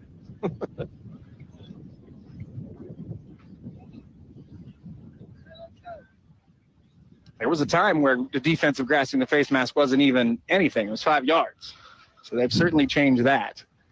I know that much. So now they're going to try to talk about it. Dead ball, grasping face mask. And they're pointing right at the flag. So I believe it's spot, walk at 15 from there. We'll see if they've got the first down. Shouldn't. They're going to be a little short. That's going to make it third down and a heck of a manageable. It's actually only a 10-yard. As it was only a 10-yard penalty and not 15, which maybe that's what incidental face mask is now. The rules we don't know because we are not experts. We just do our best. As Issa Tachari, he is in the backfield with Jayshawn Thwett. He's got 2 receivers to one side. His tight end Red there. He's rolling out to his weak side. He's got some space. He's trying to get around the outside. He does. As Issa Tachari does step out of bounds. He is going to make it third down and 9. He's going to be or third down and 1. Excuse me, wrong way. Looking at the chains. Third and 1 for the Hawks. Third and inches there. I know you don't run a typical I formation, Coach Moore, but you might want to put Red in the backfield, let Thwett run right behind him. Maybe that's what they'll do is they bring him tight to the formation. Tachari turns, fakes it to Thwett. He's going to have to step away. He does. Now he's going to have to step up. He's got the first down now, making a move to the Hocking College sideline. Almost lost the ball. Actually, he did, but he lost it out of bounds, so it's all good. 1st and 10 Hawks. First down, Hawks. Down at the 30. They're knocking on the door again. Really need this if they want to feel good going into halftime. 39 seconds to go. Got to make a move here as well. Maybe that's why they decided not to give it to Thwett in that moment. So I do believe Coach Moore has 1 if 0 timeouts to go. Chaparral's got to move quickly here. There are 12 men on the field, but they do get somebody off. Shari and Thwett in the backfield. McIntosh and Perkins to the right. That's going to be McCannon to the left. They do hit Red right there in the flats quickly, and he gains 0, so that's a tough play trying to get it to the tight end in the flats. They're trying to move quickly, run the next play. Tachari gets the message. He's got everybody lined up. They're staying in the same formation. Red and the receivers to the right. McCannon to the left. McCannon crossing in the middle. Tachari steps up. He's behind. He's trying to get it to Perkins. He was double covered, so he just put it away where it wasn't going to get touched.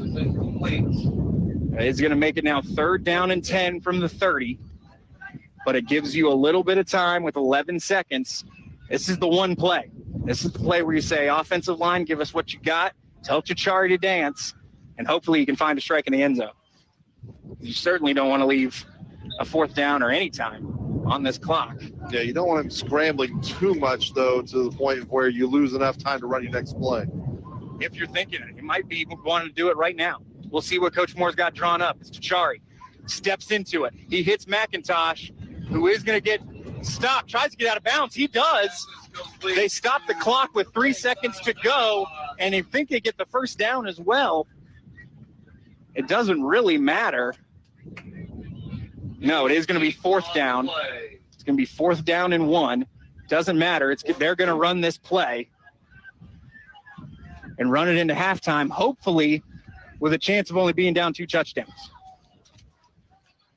East Tachari in the backfield with Thwett. He's got 3 receivers off to his left. He's got 1 to his right. That's a new receiver too, as he might be trying to go one-on-one. He's looking over there for his taller guys. Now he's got somebody behind him. He's going to try to dance, and he does get taken down right in the middle. That is number 14 for the Chaparrals. A great job on the defense. Number 14, B.J. Mays out of Kenwood there and out of Maine Community College. So it is going to send us to halftime here. The Hocking College Hawks down 28-6 to the College of DuPage Chaparrals. We're going to take a quick break, talk to you for a little bit here at halftime on Hocking College football on Wild Country 107.7. You're listening to the Hocking College Hawks on Wild Country 107.7.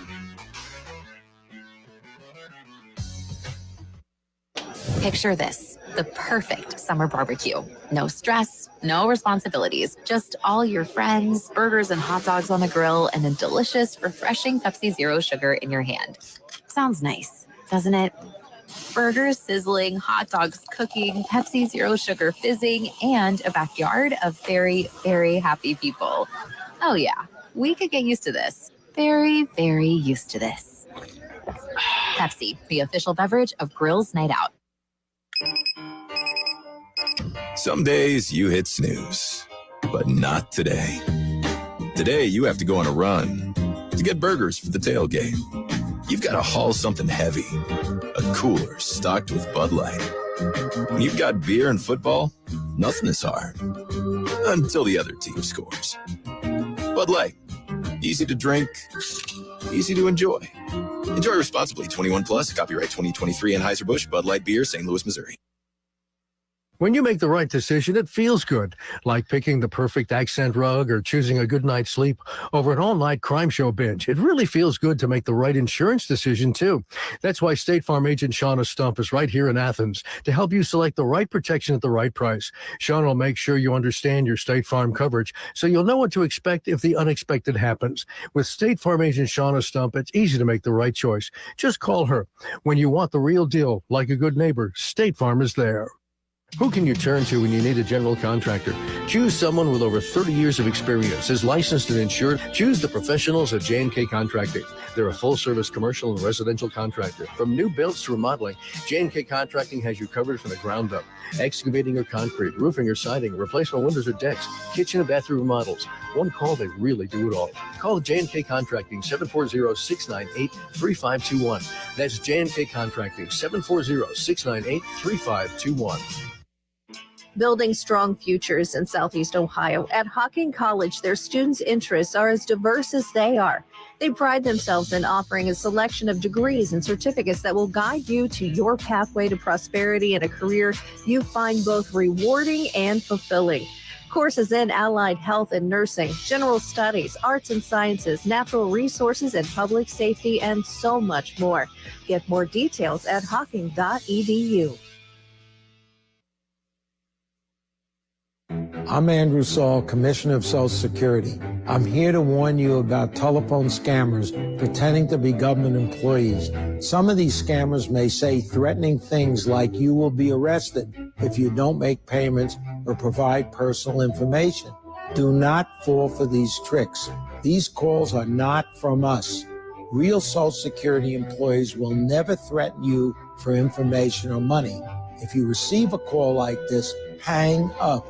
Never give the caller your personal information, like your Social Security number or bank account, or send money in any form, cash, gift cards, wire transfers, or prepaid debit cards.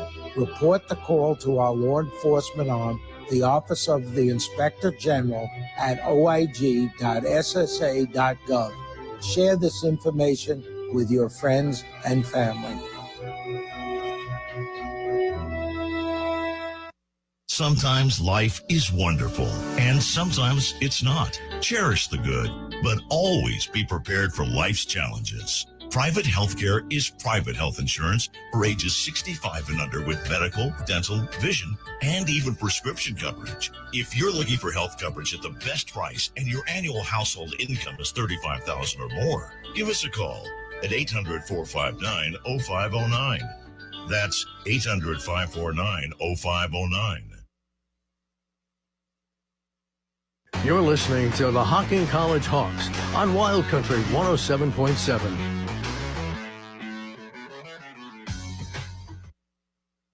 Coming in half.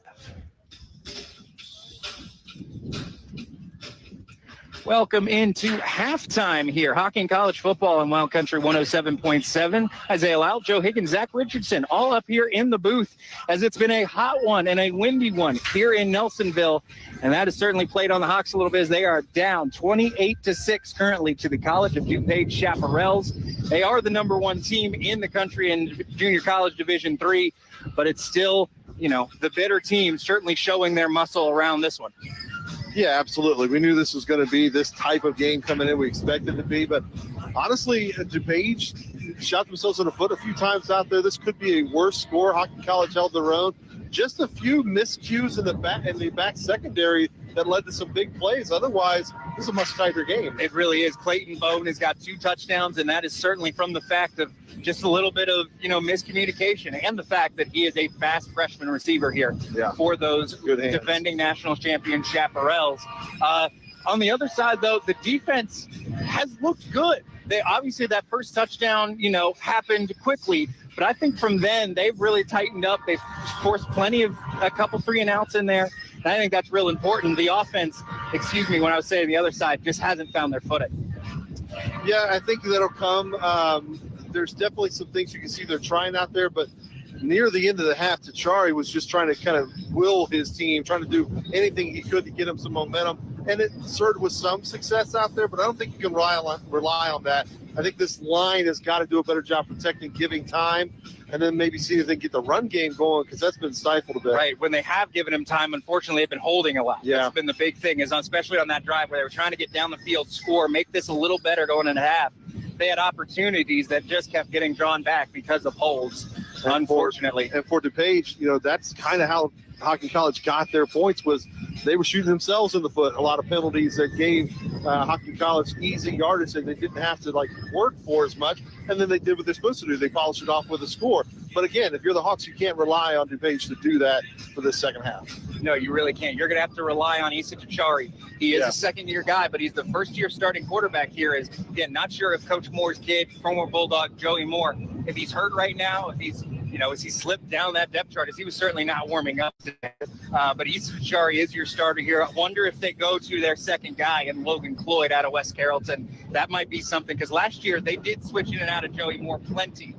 Even though he was the clear starter. So wonder if Coach Moore is going to see what Cloyd can do here in the second half, certainly to open the season. Yeah, and Tachari's not doing terrible out there. He's an athlete. Yeah, he's an athlete. It's just, he's not a pure pocket passer.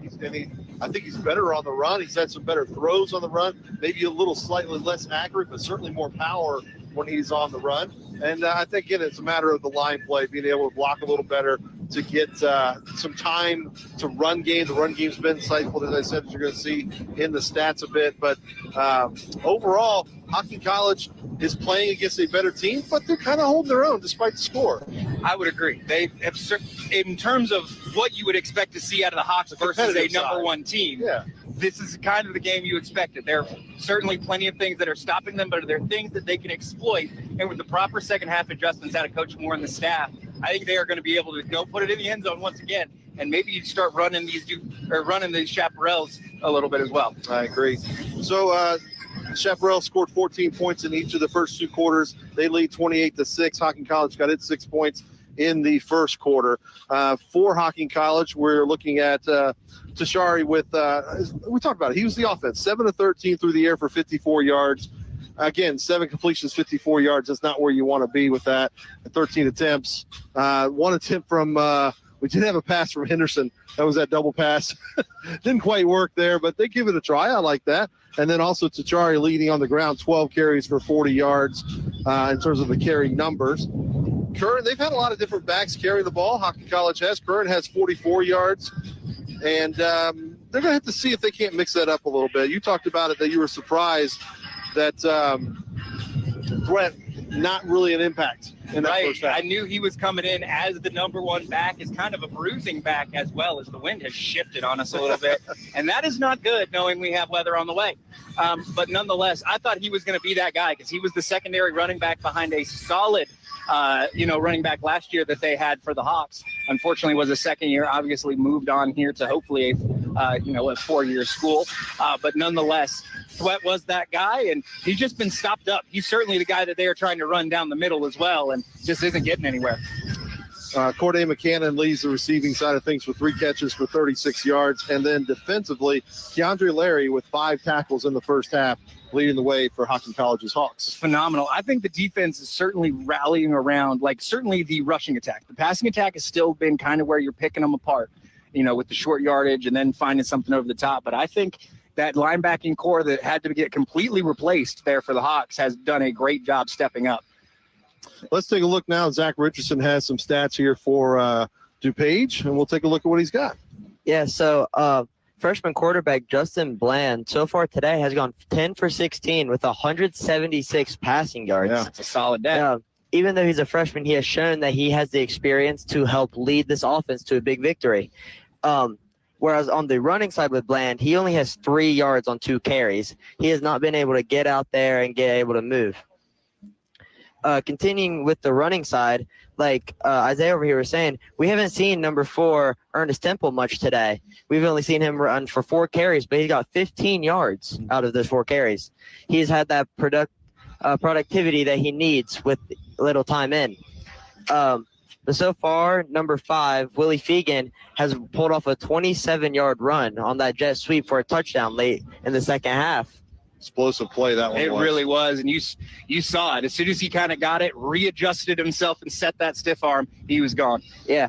Over to the receiving side, number 6 here, Clayton Bone, he has 2 catches for 76 yards. He had that big 66-yard touchdown earlier in the game. Absolutely. Both of those touchdowns, had one called back as well. He was certainly a go-to target. Clayton Bone, 2 games in, 2 touchdowns each game. How about it? Yeah.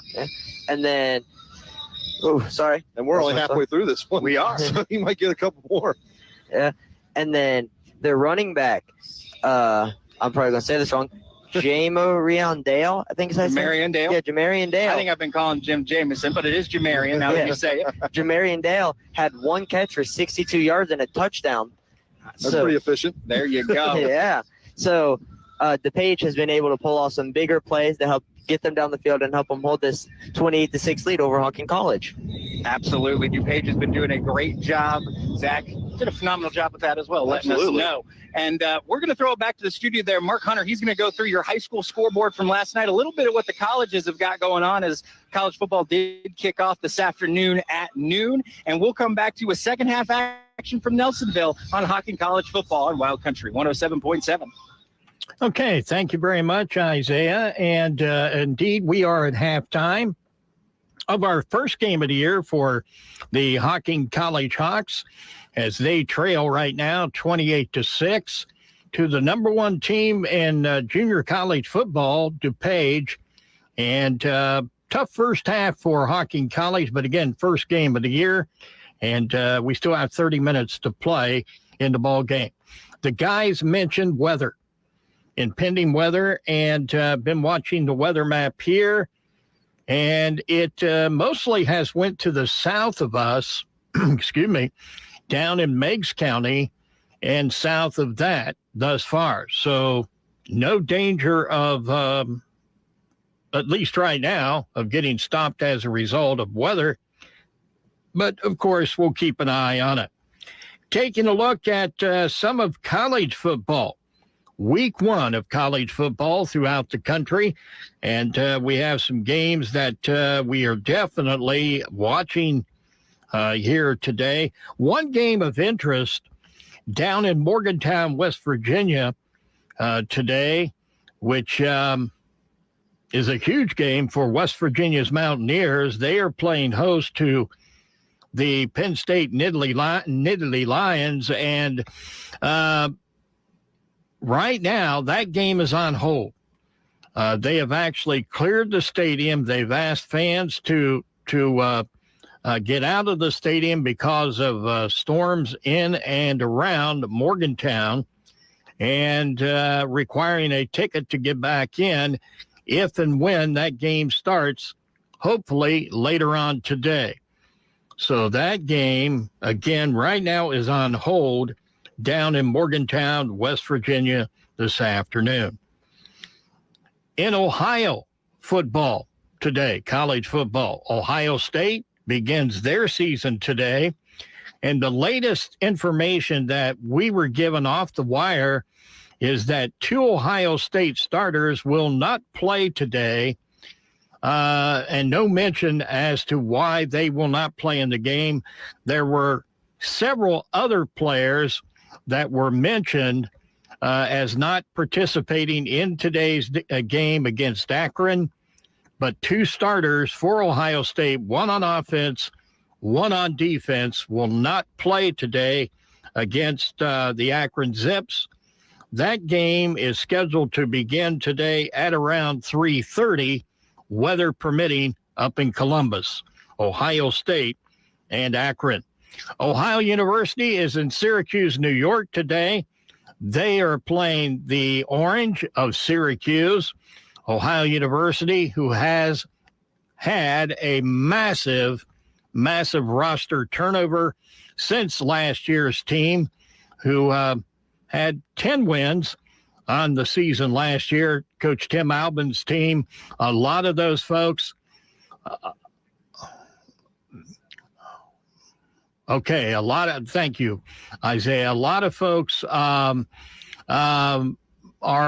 anticipating a tough year for Ohio University, but Syracuse, Ohio University playing them later on this afternoon. Cincinnati playing Townsend State today. Kent State against Pittsburgh. Marshall is playing Stony Brook. Clemson and Georgia later on tonight. Michigan and Fresno State. Texas, Colorado State, Alabama, and Western Kentucky. Also, games that will be played later on today. Once again, our score at halftime, DuPage leading the Hocking Hawks by the score of 28-6. We'll play a couple of commercials for you and take it back out to the field for the second half. Joe Higgins and Isaiah Lyle on the call for Hocking College football. Second half action is coming your way next here on Wild Country. Who can you turn to when you need a general contractor? Choose someone with over 30 years of experience, is licensed and insured. Choose the professionals at J&K Contracting. They're a full-service commercial and residential contractor. From new builds to remodeling, J&K Contracting has you covered from the ground up. Excavating or concrete, roofing or siding, replacement windows or decks, kitchen and bathroom remodels. One call, they really do it all. Call J&K Contracting, 740-698-3521. That's J&K Contracting, 740-698-3521. Uh-oh, Brad's buzzed. Oh, yeah? Yeah, he's starting with the woots. And now a speech. I just want to say that friendship is about heart and brain. Who's with me? Good thing is, he knows when he's buzzed. And my brain is saying, when it's time to go home, somebody call me a ride. Love that guy. Me too. Know your buzzed warning signs? Call for a ride when it's time to go home. Buzz driving is drunk driving. A message from NHTSA and the Ad Council. You're listening to the Hocking College Hawks on Wild Country 107.7. Welcome back here to Hocking College football on Wild Country 107.7. We're just a couple minutes away from second half action here in Nelsonville as the Hocking College Hawks are down currently 28-6 to the College of DuPage Chaparrals. They are the number one team in JUCO D3 there. They are the three-time returning national champions under Coach Matt Ron, and they are a force to be reckoned with. But the Hawks, they've got them at arm's length still. Yeah, they are all those things, and they are up 28-6. But at the same time, it's not like the Hawks have not been competitive out here. They've done a nice job of doing what they're trying to establish themselves. I wouldn't say that the running game's working perfectly and the passing game's working perfectly, but you can see the pieces of it. You can see what's going to be built here. And if you can go out again, don't let this one get too far away from you here in the second half and stay competitive. That's going to make you feel good going into the next week. It really is. It's a beautiful day here in Nelsonville. Carson Copeland getting a couple punts in to warm up here for this second half. As you look around, the sun, the train even came in here at Hocking College, and everybody's walking around Robbins Crossing. So it is a good day for football here in Southeast Ohio. It's a true college football atmosphere when you talk about the little features that it has. You got the river here behind us and the trees, and you got the train tracks there. I would agree. It's all a great spot, and lots of work coming to the athletic facilities here at Hocking College. Coach Athletic Director Rick Walker and staff have got a lot of things coming their way here. Exciting. And more sports coming their way, all that good stuff. And we'll bring you all of that, of course, on our sports page, WSEO Sports, and probably on the regular Facebook page at times as well. But it is going to be Hocking College receiving coming out of the second half. We do have 50 seconds on the clock, but the officials are just now getting to the field. And I actually think that's only 2 officials. Did the rest of them stay here? Or we still need to go get 2 more officials? Well, it is hot, so I imagine they are just trying to stay shaded for the next 30 seconds if they can. That's a fair point. Although they might be in that security vehicle that just rolled up. You never know. That'd be a way. That'd be a way to do it, as clocks do appear to be on and moving. So we've had an exciting weekend of football, extended weekend of football on the air. We started on Thursday night. We had the Alexander Spartans get a 21-0 victory over Sciotaville East there. Great job by my alma mater there to pick up a victory. And then we had 2 last night. Neither were quite what we expected, but one does count in the column. The Federal Hocking Lancers do get a game that was shortened due to a forfeiture because of heat issues. That's what we will ultimately say. It is forfeiture because of heat issues. Trinity Christian came down from Morgantown. They were the one game that in Southeast Ohio, I think, that started at 7 o'clock last night, and it came back to bite them, unfortunately. Because of the travel. Because of the travel, yes. But it was hot, and it came back to bite everybody, unfortunately, there.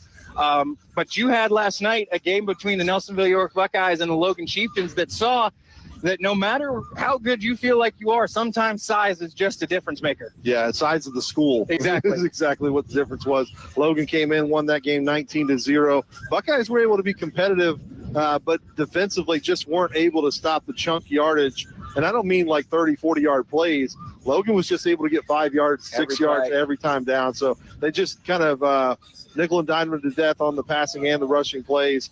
But either way, the Buckeyes kind of knew that would be a challenge for where that would stand. They will try to regroup, and this week Liberty Union, I believe, is at home. Liberty Union rolls in. We are going to have them certainly next week. Should be on our AM 103.9 FM and 770 AM is where you will find that one. But we are getting ready here as Bone jogs out to the middle of the field to talk to Cloyd, I believe. They're going to make it official. Make it official here for our second half as the Hawks will receive. I do believe they are going to be going from, yes, that's what I thought, from left to right on your radio dial. And for the first time today, officially wearing a different penny, but in shoulder pads, is Joey Moore. Oh, there you go. So we have seen Joey Moore for the first time this evening. And he's, maybe still injured, though, but that puts him all the way down the depth chart if he's got the penny on.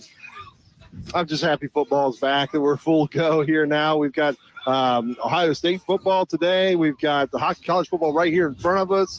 University in just a little bit. We'll have all of this recapping on the Wild World of Sports on Wednesday and talking about the upcoming NFL season.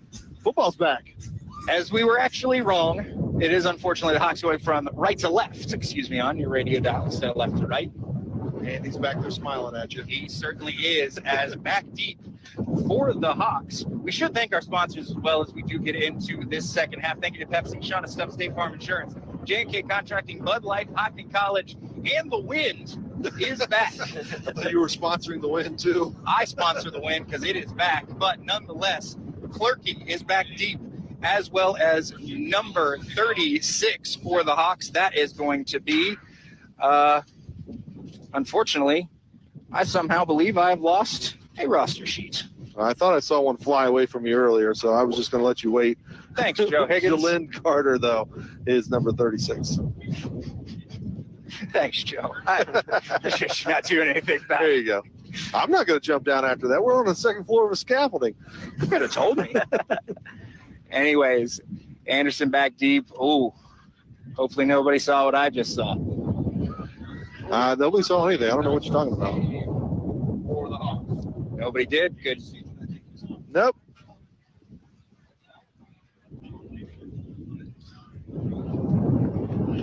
As Clerky waits. Play ball. Casillas does get the ball jogged in finally. It takes a couple extra steps here, feels like, to get going. But it's got to be all very officially. Officials have got to bring the ball across to the right place, all these things. Officially official. That's how you do it in college. As Casillas, the All-American kicker here for College of DuPage. He steps back. You'd think after having that kind of season for a big school like big junior college, Casillas would have the chance to go kick somewhere else, but he likes it here in Central Illinois. He puts a boot into that one. It's going to be Anderson catching it in the end zone, and he is going to take a knee. Yep. And the Hawk, that's Becker out there fighting a Hawk again in the middle of the field. Jay-Sean Thwett and Becker. That's not the first time they butted heads in the middle of the field, but literally butted heads. But they were certainly going at it. A little extra on that one too.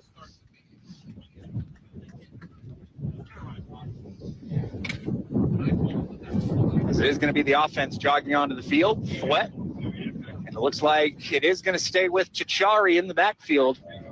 Coach Moore is.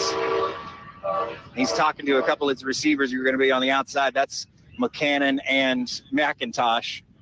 Or excuse me, that is not McCannon. That should be number 18. No, that's McCannon. Who's 11? Pavel Henderson. There we go. You have the roster sheet now, so I do. These are still new receivers. I'm still getting used to their names. We got 6 games with them this year. I'll have them by the end. But Chichari fumbles it around, but hands it to Thwett. Thwett gets wrapped up immediately. All of those Chaparral players were there, including the formerly injured Jordan for the Chaparrals, who did do just fine. Ran into a couple Hawks on the way getting up and knocked everybody down, but I think we're all right. Just a couple bowling pins. He seems like the big number 9, Darian Johnson's back on the field when I saw him walk off earlier. He sure is making a name for himself out there as well, as it's going to be Chichari with Red up there playing tight end. You have Thwett in to protect him. He steps up. He's got to get away from Jordan now, and he doesn't, or at least he doesn't enough to not also get away from number 11 there. 11 on D is William Sierra. back to the line of scrimmage. As it is going to be possibly an injured Hawk over there. Again, that's your big left tackle. Up on Right his own tackle. power, though. He seems to get back up. They look like they're going to jog in to replace him nonetheless because they did blow the whistle. Yeah, they stopped the play. As sirens blowing somewhere. ACMS on the way. Gotta love them. As it is now 3rd and 11. 3rd and 12 even maybe for the Hocking College Hawks. Jayshon Thwett in the backfield with Issa Tachari.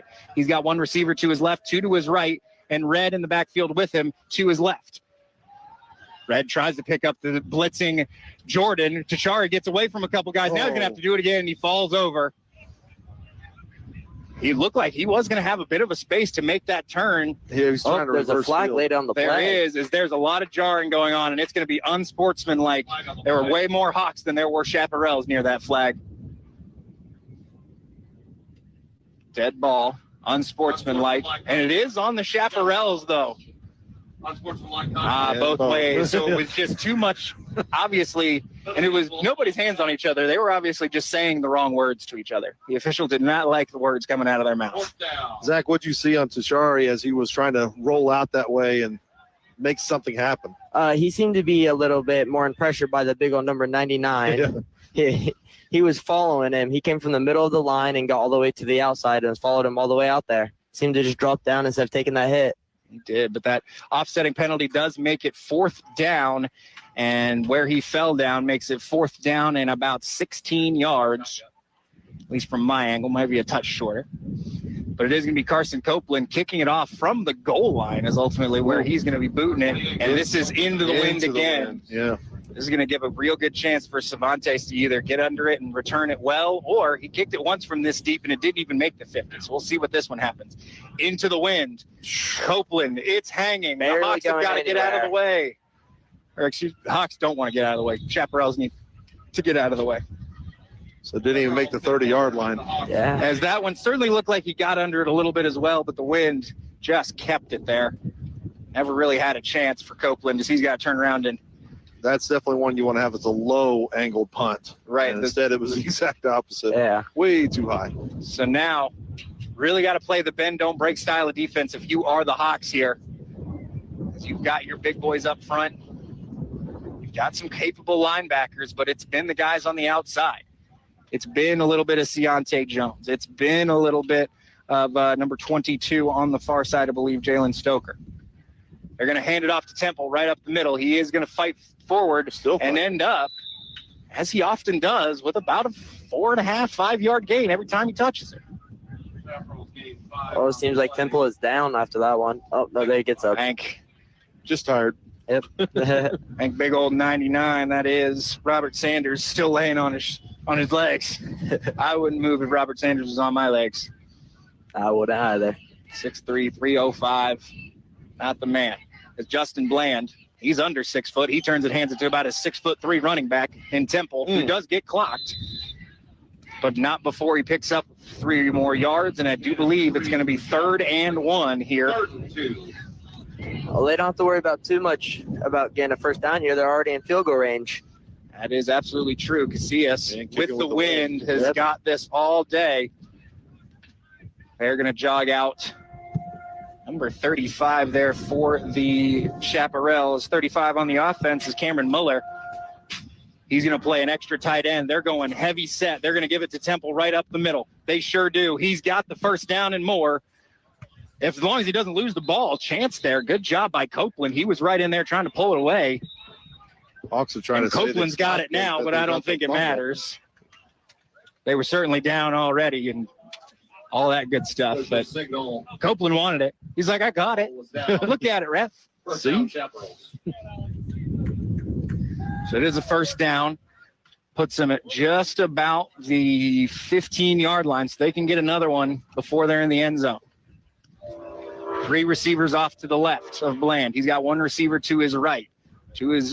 Now he brings Janke back into the backfield for the second half. They jump, but a wide receiver jumped first. That's Bone on the outside. It's going to be a false start for the Chaparrals. 5-yard penalty. Still first down. That's exactly what you need there. Have them shoot themselves in the foot the same way they did in the first half. Give you a little bit of space if you're the Hawks. You have 11:50 on the clock. Still 28-6 here in your third quarter now. Ball is on the 20. 1st and 15. Now they bring that trips receivers in just a little bit tighter with Bone, Fegan, and White. They bring White across the formation. Excuse me. That is Fegan. They're looking Fegan. Now they go back Bone in the middle. Now Bland's flushed out of the pocket. He's trying to find somebody. He does. That's going to be Desmond White for the first down because he tiptoes on the 4-yard line. Even the 3-yard line. Chaparral's pass is complete for a first down. It's a great job in there by Justin Bland to make the play as he's trying to move fast here. They're going right back to the same formation. Already moved Janke early. Turn, hand it to him. Big man right behind his lineman. And that's a touchdown for the Chaparrals.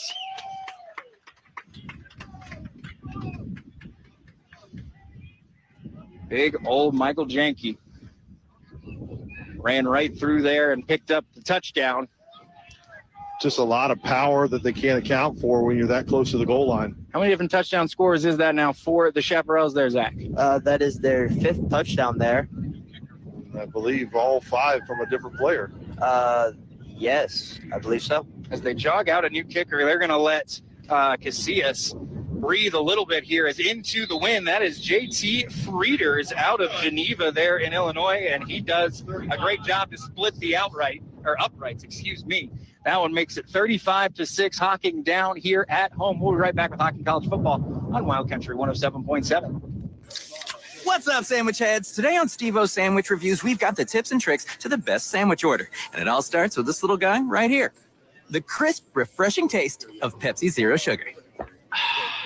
Every bite is better with Pepsi. Celebrate 30 years of romance at the Wilds. Book a yurt for 2, 21 and over, and enjoy a nighttime escape. This is romance. This is the Wilds. Reserve now at thewilds.org. Sunday. You take a morning walk to pick up burgers and beers. You tidy the house for 10 fellow football fans.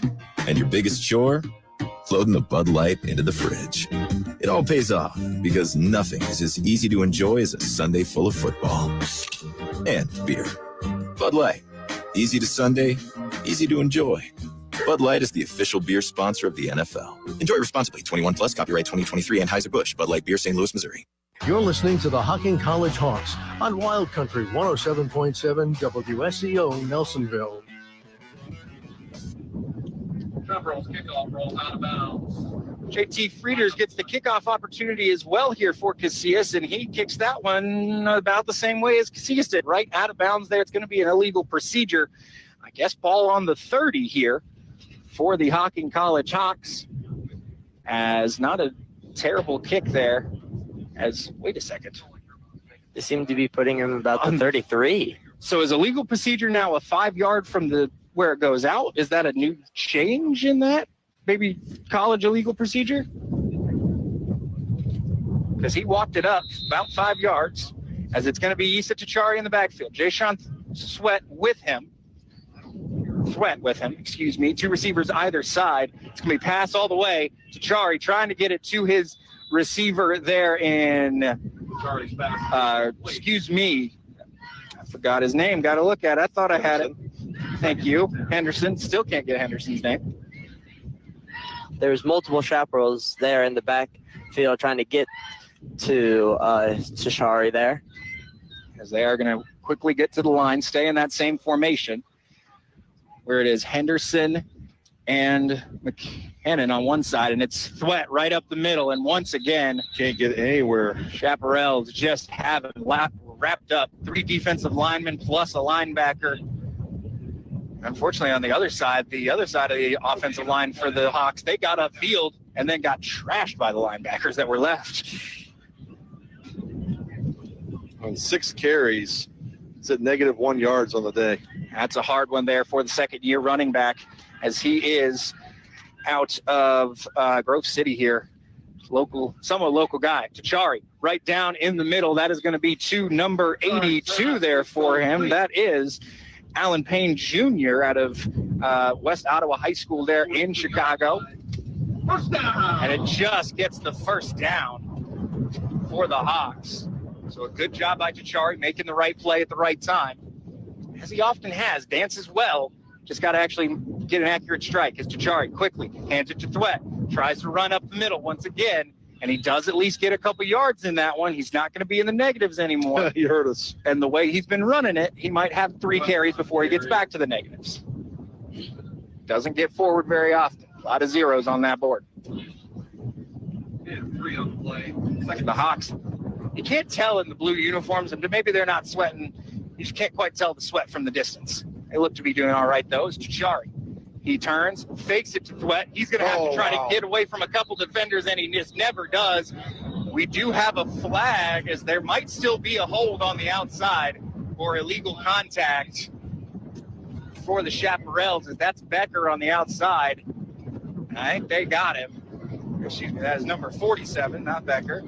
That is going to be Jamichael Towns. It is going to be a hold, so it does at least give them the first down, because the holding is going to walk it up 10. So that's what you need. Hawkins just needed the Chaparrals to shoot themselves in the foot enough times to give them the opportunity. Yeah, the Chaparrals have seemed to do that all day so far.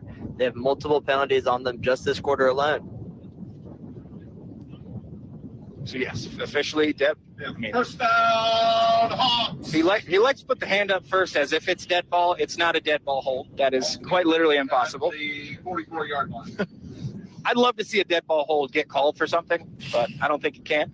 East Tachari in the backfield there with Jayshawn Thwett. He's got one receiver.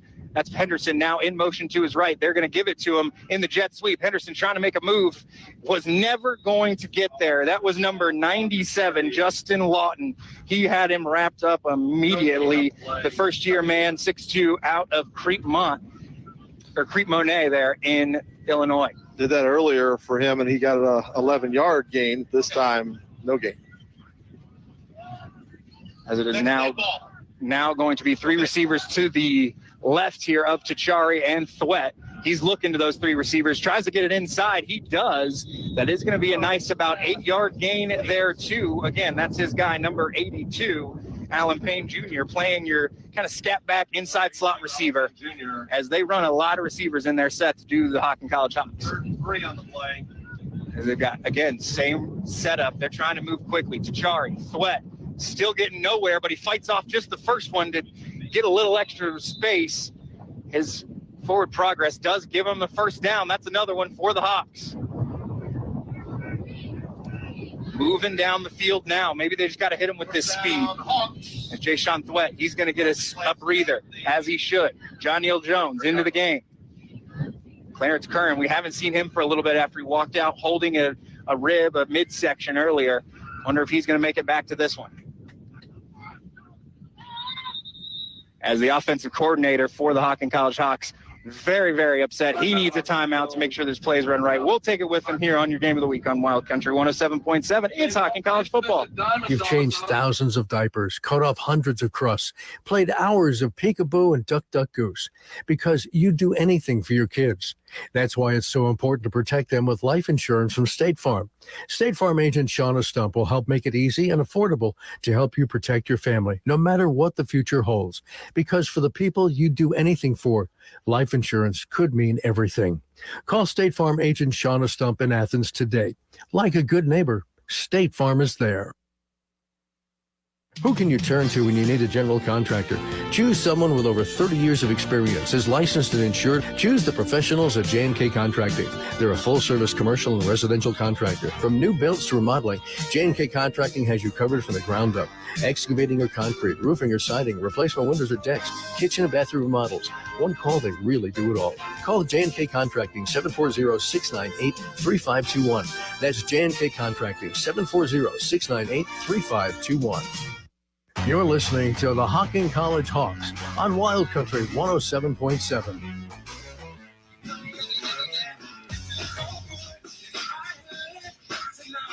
Welcome back. It's Hocking College football on Wild Country 107.7. Isaiah Lyle, Joe Higgins, Zach Richardson here in Nelsonville as the Hocking College Hawks are currently down 35-6 to the College of DuPage Chaparrals.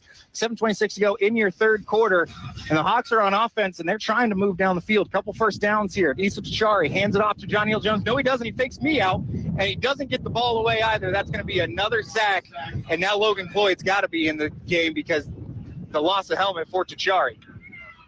And Tachari having trouble getting up there. He's all right. 4 on the play. So definitely not what Hocking College was looking for. Sachari was apparently in the wrong set, wrong play, which forced the timeout. Then they come out with apparently the right play they wanted and got nothing out of it.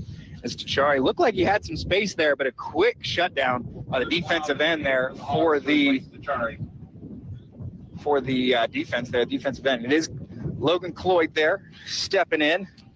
He is the West Carrollton product, 6'2", 215, second-year guy. He played backup last year to Joey Moore, and they tried to run the quarterback run with him. Never went anywhere. Ball was loose, but they say down. Ball signaled down by the officials. And as a penalty is, I think it's multiple. Hawks are jabbing John. I think that helmet came off a Chaparrals, I think, really wanted that to be a fumble. They were arguing about it. That might have been the first flag. I don't know what the second one was for. Well, there was a helmet off for the Chaparrals, and I don't know if somebody yanked the helmet off or what, as it's going to get windy right here for a second. As we wait for the officials to sort this one out, plenty of Chaparrals coming off the field. It's a good opportunity to sub everybody. Fortunately, my rosters are no longer cooperating with me in this win. Unsportsmanlike conduct, Chaparrals. So Unsportsmanlike conduct, Hocking. So both penalties will offset. As you heard A.D. Walker there, they do offset. And that means the Hocking Hawks are going to get it now second down. They do replay the down still. Or no, it's dead ball. So yeah, it's going to be third down and a heck of a long way.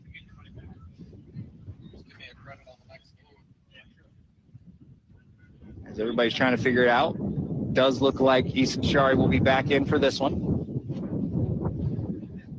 Second down and call it 17. As Tachari is going to have two receivers off to his left, and I'm assuming two receivers off to his right as well. He sure does. They're not running Bonema right now. They haven't run this tight end set for a while. As it's going to be Tachari. Slips a little bit right at the 50, tries to throw, was going to go nowhere. As the ball once again out, but again, I think whistle blew first.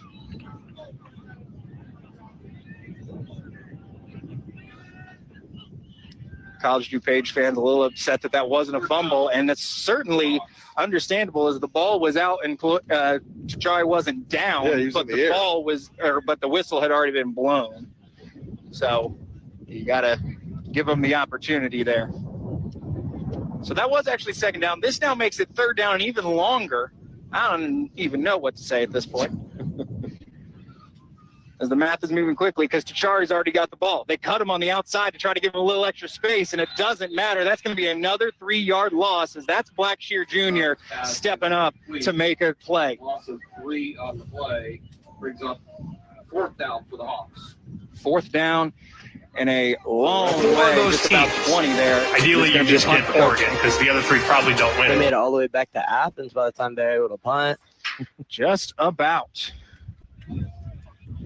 As everybody, you can tell this punt team, it's been on the field, they jog most of their guys in and out for it. You can tell they've been on the field a little too long. They're starting to get tired too. It's Copeland awaits the kick. Tachari came in the second half with 40 yards. He's got 28 yards now, going the wrong way. As that's a pretty good kick that Cervantes is going to take, and he is going to get bumped out of bounds just after. It's Copeland got bumped into, but it might have been his own guy getting blocked into him, and that's why no flag came through. He may have also landed fully. I just realized he was on the ground, not actually seeing the hit itself. 16 yards. So this is the deepest that the Chaparrals have started all night, all afternoon, whatever you would like to call it.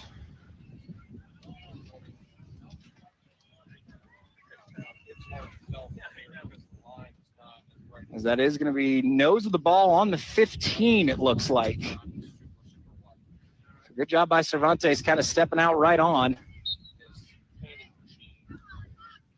As Bland in the backfield.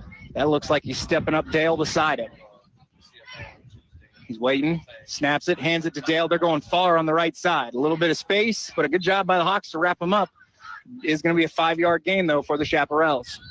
5-yard gain for the Chaparrals on the play. Second and 5. 4:45 here in this third quarter. Chaparrals do lead, and they're certainly going to try to be the aggressive team, or be the controlling team here. That's what I'm trying to say. And run this clock down. It's going to be a lot of Dale, a lot of Jenke, a lot of Temple. As Bland awaits, long play call out there as he is going to go past still, right in the middle, and they're going to say number 2 for the Hawks. Dicker Jr. was there early. It's going to be pass interference. I think he was right on time. Yeah, I don't know about that one. I felt like he met there the way the ball met the receiver. I don't like that. Pass interference. I don't like that one. That's tough. Dicker the third, not happy about that one. That's a judgment call, but I disagree with that judgment, to be honest. Maybe if he catches the ball, you never get anything called, but the fact that he drops it probably doesn't help Dicker in the case there, as Bone did a good job trying to haul it in low, just couldn't quite. As Bland, he's got his regular grouping on the field there, it looks like. Bone on the far side. 10 yards from the spot. 10 yards from the spot. Pass interference. Certainly. So that is going to be a setup with Bonema in the backfield with Bland. Dale right beside him as well. It's going to be Fegan and Bone on the left side. It's going to be Gatson on the right side. As Bonema kind of standing just in front of Bland. That's an interesting looking one. He is going to stay right there. They're going to hand it to Dale. Nope, they're going over the top trying to get it to Gatson, and that's going to be a hold all day by Keontae Jones. He didn't have a chance. He had no choice either, because he had already burned past him. He was just going to, I'll just take this penalty. And I think Jones keyed up a little bit too much on the fact that Bonema broke down for the, down block, fake block there, and Gatson beat him. So he is going to get replaced off of that one. Number 33, Wes Anderson, steps back in out of Archbishop Hoban.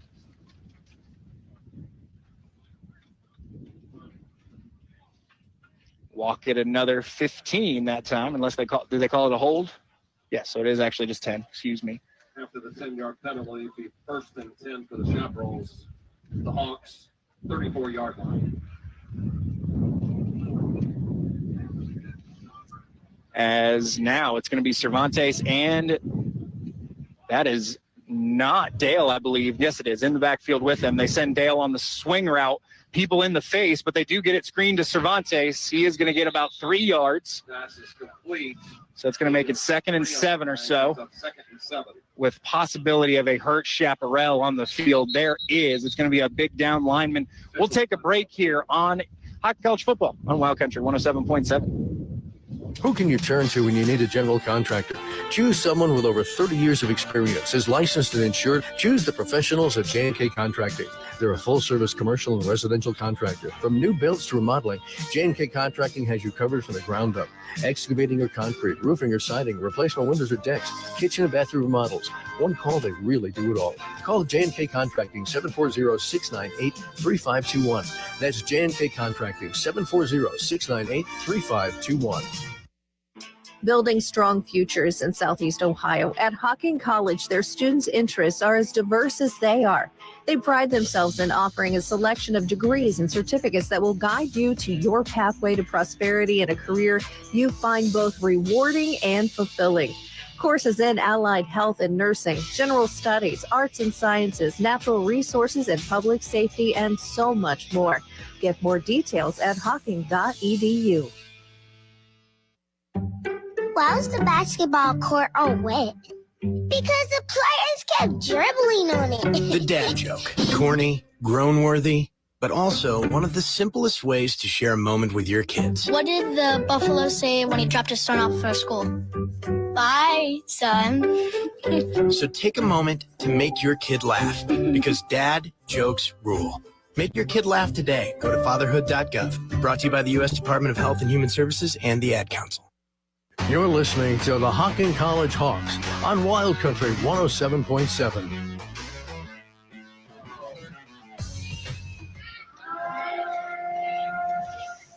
Welcome back here to Hocking College football. Wild Country 107.7. It is third down after a failed sweep to the outside for the Chaparrals. It's going to be Bland sending Cervantes into a trips formation on his left. He's got two receivers to his right. That brings Fegan back to the other side to bring trips to the other way. There is a flag on the field, probably for a false start, as Bland gets down, doesn't get hit, but he is short of the first down anyways. It is false start, brings it back here for the Chaparrals. So they're getting a chance to do third down again, this time from on the other side of the sticks. Flag on the play. False start by the Chaparrals. 5-yard penalty. As good job by the coverage there for the Hawks, not letting anything happen. So it was interesting here, even with the third down being 3rd and 5, I figured you might go a run. You might put it in the hands of Dale again, as you're still trying to run time off this clock. 3:04 in the third, 35-6, the Chaparrals lead over the Hocking College Hawks. Bland in the backfield with Cervantes, it looks like. He's got two receivers to one side, one receiver to the other. Excuse me, three receivers to one side. I missed him. He gets out to Cervantes, who came out of the backfield, tried to reach for that first down. I'm not sure he's there because the first down's up near the 25. He is short. 8 on the play. But he does get back on the other side of the kick sticks, where they're going to bring in Christian Casillas for a deep kick here. This is going to be about a... Where is he going to line up? There we go. This is going to be a 47-yarder with the wind. You would think a 2-year kicker here at this level with the leg, he should have this one. Now he's going to wait for this wind to die. I would think you'd want one. Back into Hines' hands. He puts it up. It's got the leg. It's down the middle. Wow. No, it pushed to the left. Excuse me. I thought he had it, but it pushed just to the left. And that is going to be no good. Hawks get the turnover on downs there. I guess Casillas just got around that one a little bit. It looked good from this angle. The Hawks, Issa Tachari. We are going to see Clarence Curran step back into this game. That's good to see. That was a heck of an attempt, though. I mean, he put a lot into that one. It had the distance, just as you said, a little bit to the left. Shows that he can do it, though. Absolutely. As it is going to be the Hawks, with two receivers and a tight end to the right in red. And that's going to be a receiver out to the left of Tachari as well. Fake it to Curran. Tachari never saw somebody in the backfield. That's number 51, the big linebacker Army there. Afterward. Casey Bending, 6'4", 240, the first-year man out of he's out in Northern Illinois. He came down. In 16. Came down from D1, decided, let me try this JUCO thing. That collects his first sack of the night right there. Absolutely. That almost feels unfair, but maybe something happened to him up there in DeKalb. As Tachari, he's going pass again. That time Pavel Henderson was never looking, but the seam was the right move. Yeah, he was. Great job by Tachari delivering it immediately. Henderson just didn't have his head around. Wide open, too. As it's now going to be 2nd down and 16.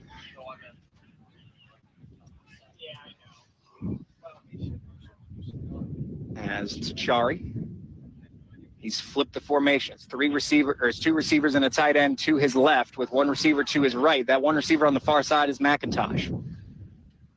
He fakes it. He is looking McIntosh, but there's a man in his face. Tries to get it back to him, just overshoots. Unfortunately there. So that is going to bring now 4th and 16 for the Hawks. 2 minutes on the dot here in the third quarter. As this one, you can tell momentum is certainly starting to shift more and more in DuPage's favor. Yeah, kind of a beneficiary after that missed field goal, but not able to do anything with it, starting with that big, huge sack that dropped him for 6 yards and then an incomplete pass after incomplete pass. Now they got to punt it away. Copeland back to punt for the Hawks. Copeland going to have to kick this one into the wind again. He's going to be happy when we switch sides in the next quarter. Cervantes, he stands at his own 30, own 40, ready to get it. That could have been blocked, but they just peeled off. Not bad there. Cervantes does come in, and he does pick up that fair catch. He does come in a little bit, going to get it about the 47-yard line For the Chaparrals. of the Chaparrals. 48-yard line will be 1st and 10. As the Chaparrals offense comes back out here, they're still being led by Bland here tonight. He has just about 200 yards of passing so far. I bet they're going to run him at least for the end of this quarter before they finally get a chance for Hine to step in.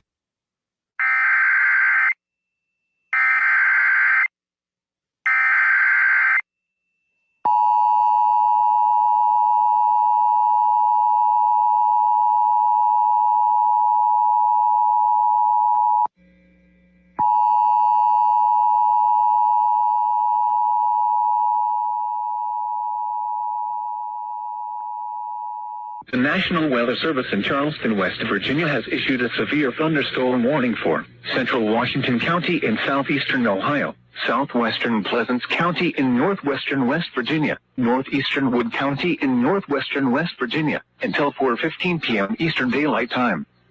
At 3:29 p.m. Eastern Daylight Time, a severe thunderstorm was located over Williamstown, or near Marietta, moving east at 10 miles per hour.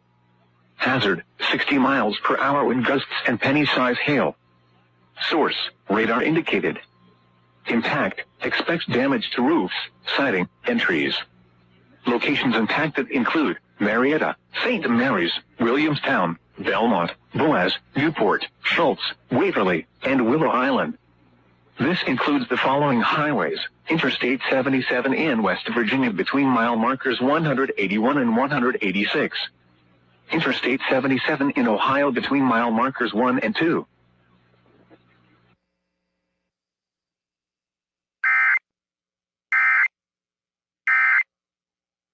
I'm 16. Oh, yeah, so almost. Close enough. As that is Cervantes taking the handoff from Bland. He's got a little bit of space, a stiff arm on the outside, but a good job by the Hawks to bring him down, not before a first down for the Chaparrals. Welcome back to Hocking College football here. As, yes, National Weather Service is important here on Wild Country 107.7. It's Joe Higgins, Isaiah Lyle, Dak Richardson up here in the booth as the Chaparrals do lead 35-6, 37 seconds and counting here in your third quarter. The number one team in D3 JUCO trying to put another bit of points on the board here as they go past. Bland dumps it off in the middle to his receiver. That's a receiver I don't have the name of yet, and he gets cracked at the end. Doesn't matter. I think they're going to get a hold. And that was in the secondary, deeper than the actual play was. The official turned around and threw that flag, then turned around and realized there was a completed pass. He had to get out the way. Dylan McDonald with the catch out of Brother Rice over there in Illinois, and he got popped. That was number 10 for the Hawks, Deshaun Hopper, Coleraine High School. Holding gets the defense. But they're going to decline the holding penalty because ultimately I don't think the holding would have gotten them far enough. No. 1st and goal for the Chaparrals. It is 1st and goal now. The clock did stop. They still have a chance to score before the end of the quarter. Bland with Cervantes right behind him. He's got three receivers to his left. Now 3 receivers and a tight end. They're going to hand it off to Cervantes, running out behind everybody. Hawks trying to get out there, and they do. Number 16, big defensive lineman Alan Simpson there out of Wagner High School, Louisville, Kentucky. Alan Simpson on the tackle. Does a great job of chasing him down through the line to get there. It's his first solo tackle of the game. As now we are going to run it to the end of the third quarter. We're going to take a break with the final 15 on the other side. We'll be right back here with Hocking College football on Wild Country 107.7.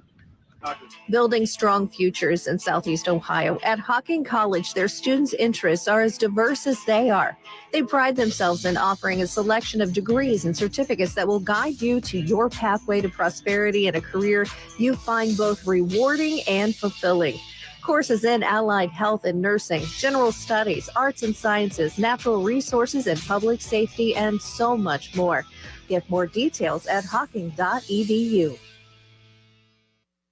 My name is Hunter Hayes. I know myself and I know my buzzed warning signs.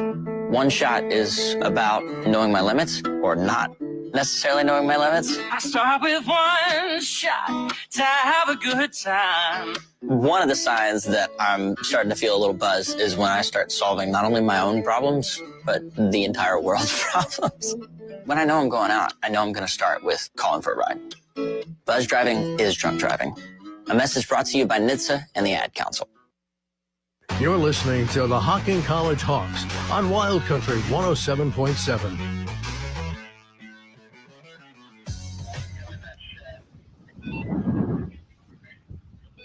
We switch sides of the field. Fourth quarter action here. Hocking College football on Wild Country 107.7 as they are currently down to College of DuPage. 35-6 here with DuPage driving. They're knocking on the door once again. They are the number one team in Division III JUCO. They are the three-time defending national champion. It is what you might expect here, but the Hocking College Hawks certainly are trying to put up a fight on their new home field. It looks like Mike Hine is out there playing quarterback with Bland over here on the sideline. They're going to give Hine a chance finally, as maybe we were right. Maybe it was just 3/4 of action for the starter there out of Glenbard North. And with the heat, this is a smart move. I imagine you'll see other subs as well. As that's why Cervantes has certainly been the running back this whole series. He's been a wide receiver running back all day. Step him up. Bonema, tight end, comes across the formation. They've got everybody on the left side, and it's Jacob Hine all the way. He gets around. He's trying to find the pylon. He's not going to do it. He's going to get popped out of bounds in about the 2-yard line there. So they jog out number 9 to replace Bonema there. That is going to be Ian Poston out of, let's try to get this one right, Granite City. He actually replaces Cervantes because Jenke's in the backfield.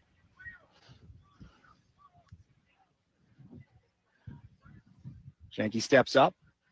Hine fakes it to him. No, he does give it to him, and he tries to get there. The reach is going to be just about an inch short there. For the Chaparrals, it'll be 4th and goal. It is less than a yard to go. 4th and goal.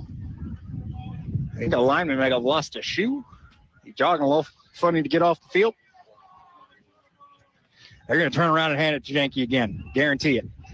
Hine turns. Bad snap, so he's going to have to take it himself, and he does step in. That's going to be a touchdown, Chaparrals. As that one now to put the Chaparrals up another 6 points, 41-6 here, 4:14 to go in the game. And you would think it is going to be Frieders, steps out onto the field to take this. Casillas is only getting used for his big leg at this point. Frieders has got the rest of them. As he lines it up, asks for it. Hines got it, puts it down. That one might have gone just a bit, and it is going to be good. That's going to put another point on the board, 42-6. We'll be right back here with Hocking College football in Wild Country, 107.7. Lexi spent more than 6 years in foster care. Before I was adopted, I felt alone. With help from the Dave Thomas Foundation for Adoption, Lexi now has a forever family and the foundation for a bright future. Adoption changed me for the better. I feel like I can be whoever I want to be. You can help find permanent homes for children still lingering in foster care. Learn more at davethomasfoundation.org. We paid less for our Craftmatic today than we did 20 years ago. If you're still searching for the perfect solution to a good night's sleep, call now for prices and free information on today's Craftmatic adjustable beds. And then decide when you see how little they cost. Discover Craftmatic for less, up to 50% less than today's leading memory foam brand. Call 1-800-410-6224. That's 1-800-410-6224. 1-800-410-6224. Call now. You're listening to the Hocking College Hawks on Wild Country 107.7.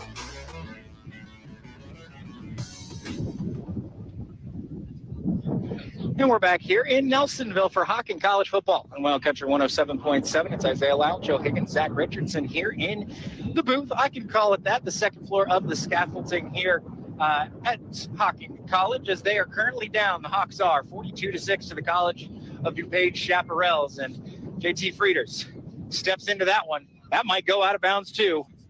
Nope, it is going to be recovered by the Hawks there. Number 36, he's going to try to get far to the left side over to his sideline. He's making a move and then dropped again. That is going to be number 29 on the defense. That's a name we know all too well by the end of the night. Excuse me, different guy, Mason Montgomery. I was wrong. At the 28-yard line. As it does look like it is going to be somewhat of a second-team defense jogging out there. There are a couple new numbers that we haven't seen. Becker is still staying on the field, but you've got at least one new linebacker, a new defensive end in 13, and the college. There's still a ball on the field. He just realized he still had it. White Hat still had the ball. That's an interesting one. Old hidden ball trick. As it's going to be Tachari in the backfield with Curran beside him. He had two receivers either side. Fakes it to Curran, tries to get a little bit of movement, and he does. Gets wrapped up there, but it's not after a first down for the Hocking College Hawks. Yeah, 14 on the play.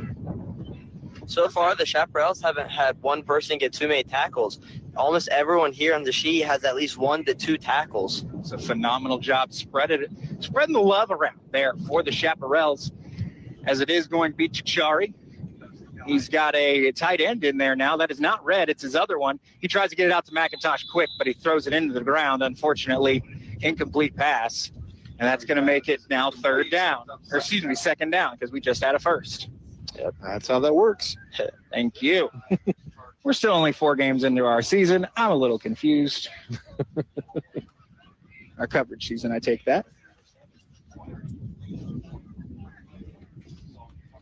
As Tachari, they're staying in that same formation. They're going to run this formation until they find something that works. Hands it to Curran in the middle.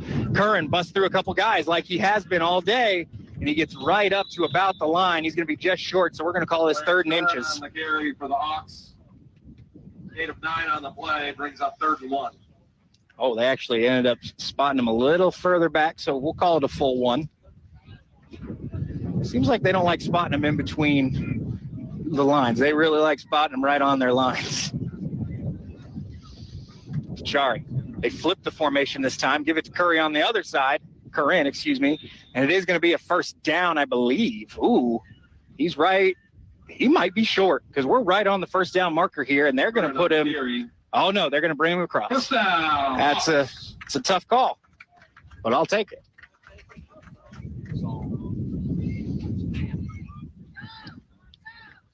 As it is, Tachari, we'll get that.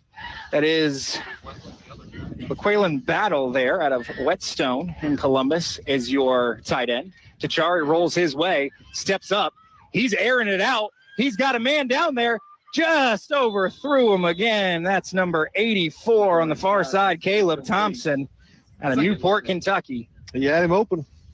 Seems like he wanted to keep running to the horse field over there. That's probably the third time we've seen. He would have. Yeah. Third time we've seen Tachari air one out, had a guy beat him, and just got a little too far ahead of him. Certainly has got an arm there, does Issa Tachari. He's out of Fort Wayne, Northup High School there. You would assume he played quarterback there. But you never know, being the second-year guy. Tachari awaits, turns, fakes it to Curran. Curran's going to help block. Now he's got him again, going the other way to McIntosh. Excuse me, that was Thomas, not McIntosh. And still just couldn't quite get there. He seems to not be able to hone in his distance when throwing far. That one, though, looked like Thomas just maybe could have made a different move for it as well. 5 straight incompletions.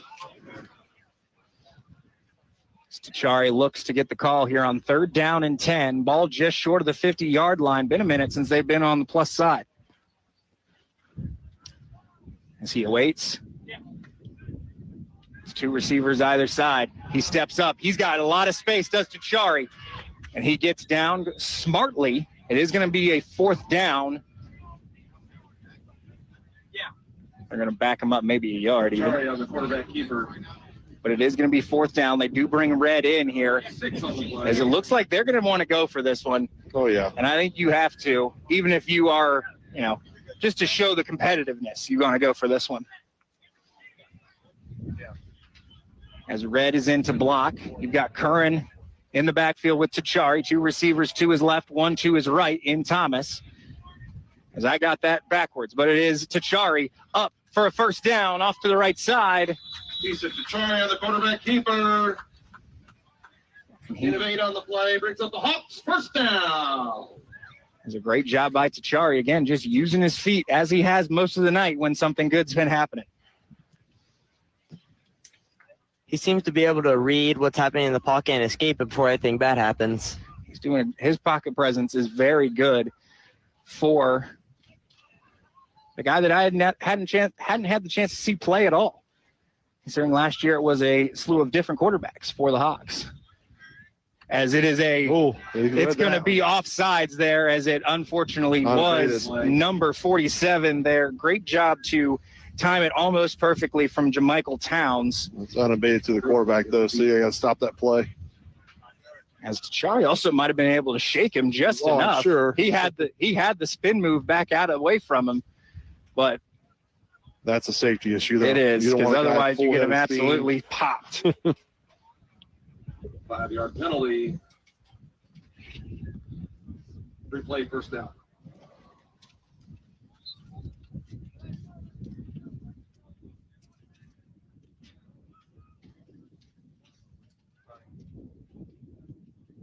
As they are looking for the play are the Hawks. Tachari's got it. He's got 1 receiver and Red to his right. He's got 2 receivers to his left. Curran is in the backfield behind him as well. He's trying to hit his slot back. He does. That is going to be inside the 15-yard line, number 83 for the Hawks. That is Adrian Stafford, He's out of Clearwater, Florida, the 5'9", 160 wide receiver.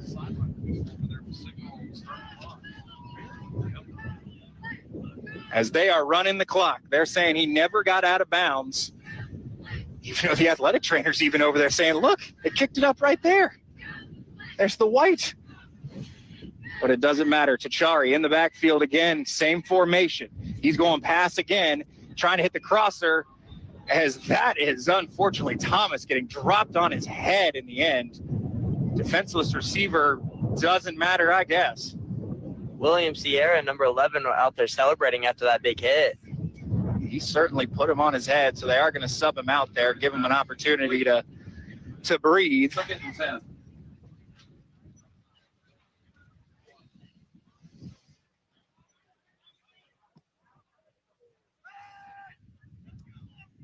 The offense trying to get themselves together. 10:41 with the incomplete pass. That is what the clock is at the moment. As it now runs, Tachari quickly was trying to get it to his curl guys again, and they just were not looking. That one also got tipped at the line. Casey Bending is the one who blocked that defensive lineman. Great job by Bending there. Another incomplete pass. Quickly stopping this clock. We're going to stay in the sun a while, is what the Hocking College Hawks say.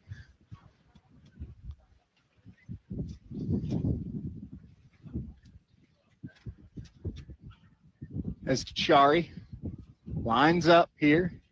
2 receivers either side. Curran in the backfield. He's rolling to his right, and he's got space. Is there too many defensive linemen on the ground? Tries to get around on the outside, and he does not, unfortunately. And that's going to be an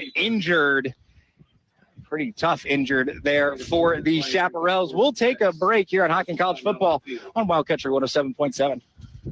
Who can you turn to when you need a general contractor?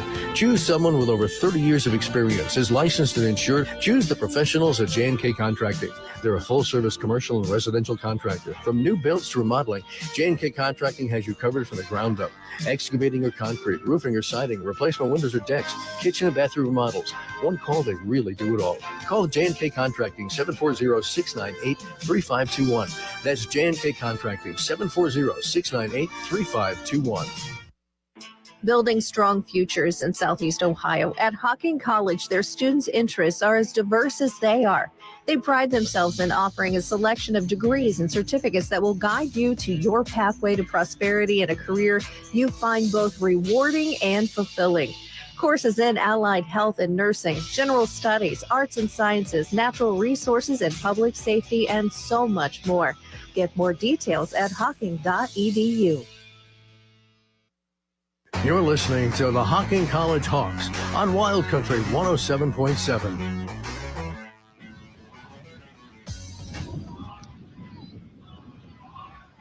Welcome back. Hocking College football in Wild Country 107.7 as the Hawks are moving down the field trying to get their score off of 6 here, down 42-6 with 10.5 to go in the game. Clarence Curran up the middle, 4th down. He's still fighting. The Hawks have now got a chance to push. He might see the end zone. Oh, he's short. He's short by a half a yard, but he gets the first down anyways. What Clarence Curran wasn't going to be stopped. Ball at the 1 yard line. Great job by the line to start pushing too. What a run by Curran. Just carried the whole team and his team and their team, everybody with him. Turn around, give it to him again. Running right up Red's butt. That's what they do. Curran dances. Curran. Touchdown, Hawks! A.D. Walker gets excited too. That puts the Hawks into the end zone for another score. Great job by Clarence Curran. If they had done anything but give that back to him, I'd have been upset. I would have to agree. Just under 10 minutes to go. That does make it 12-42. And they jog Copeland out there. They're going to let him kick it with the wind this time. Carson Copeland on to try the extra point. We'll see if he can put this one through as the one before, just a little to the outside. With that wind blowing. Let's see what it does now.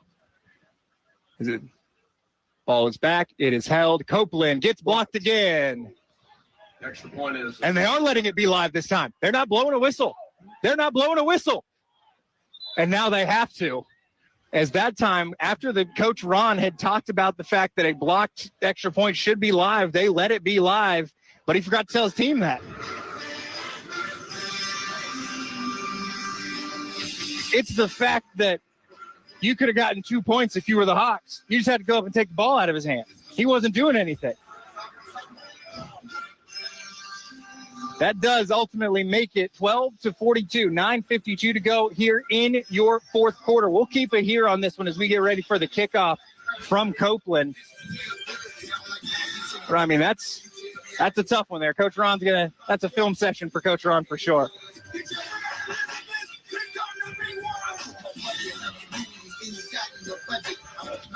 They do run a solid PA system here, is what Coach Walker's got running today.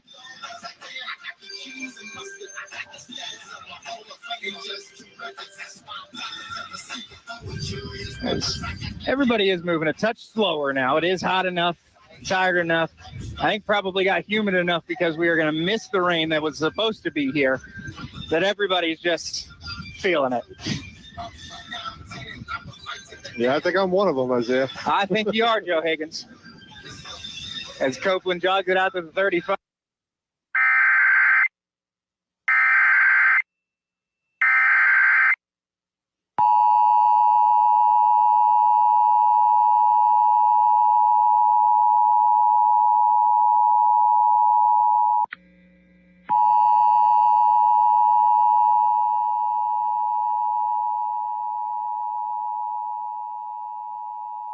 The National Weather Service in Charleston, West Virginia has issued a severe thunderstorm warning for eastern Meigs County in southeastern Ohio until 4:45 p.m. Eastern Daylight Time. At 3:52 p.m. Eastern Daylight Time, a severe thunderstorm was located near Pomeroy, moving east at 20 miles per hour. Hazard, 60 miles per hour wind gusts and penny-size hail. Source, radar indicated. Impact, expects damage to roofs, siding, and trees. Locations impacted include Pomeroy, Racine, Fork Run State Park, New Haven, Mason, Chester, Syracuse, Hartford City, and Harrisonville.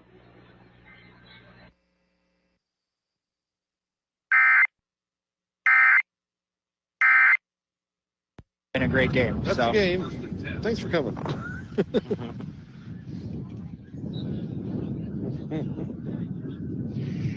As after the National Weather Service announcement, watch out in Meigs County, is the Hocking College Hawks kicking off Carson Copeland put it on the goal line there, and it looked like Desmond White brought it out to about the 21-yard line, as that's where the Hocking College Hawks, the College DuPage Chaparrals, their second team, it looks like, going to be running here. As it is Temple Jr., he's still the one running in the backfield, and he gets 10 yards on the first run. That's the first time he's really busted one open here. As there's going to be Hine in the backfield, and they've rotated a few of those receivers out. Might still have Fegan on the far side. Can't quite tell. There's going to be Hine, the Temple behind him. 3 receivers to his left. Now Temple beside him. Hands it to Temple off the right side. Still fighting through the Hawks. Still fighting through the Hawks. And now there's going to be a penalty on the far side as a Hawk and a Chaparral were tied up. I'm not sure who they're going with, if not both. They might offset them. It is number 29, Carlo Toller, who's now getting an earful from Coach Moore because Coach Moore believes that's more on him. Player down on the far sideline as well for the Hawks. Defense. It does go on the Hawks. The unsportsmanlike conduct does. As they're trying to look kind of into the ear hole and into the helmet down there of the Hocking Hawk that is down. So we're going to go ahead and take a break. We'll be back here. Hocking College football in Wild Country 107.7. The thought of my sons growing up without me inspired me to quit smoking. I talked to my doctors, and then I threw away all my cigarettes, ashtrays, and lighters. I started exercising instead of smoking. Getting support from friends online kept me on track. Staying away from alcohol when I was first quitting was key. Instead of smoking after I ate, I'd get up and take a walk. I missed having a cigarette in my hand, so I'd hold a pen or a straw, anything. Until I knew I wouldn't give in to temptation, I spent more time with my friends who didn't smoke. I went to places that were smoke-free. I didn't stay quit the very first time I tried. I kept on trying, and I learned something each time. Do whatever it takes. No matter how many times it takes. I quit. I quit. I quit. We did it, so can you. You can quit. For free help, call 1-800-QUIT-NOW. A message from the U.S. Department of Health and Human Services and CDC. You're listening to the Hocking College Hawks on Wild Country 107.7 WSCO Nelsonville.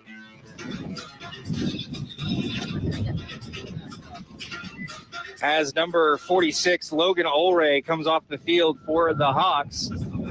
The unsportsmanlike penalty there just before does move it up 15 yards. It's first down and plus territory for the Chaparrals. As Hine jogs onto the field with his offense, it is going to be Temple in the backfield still.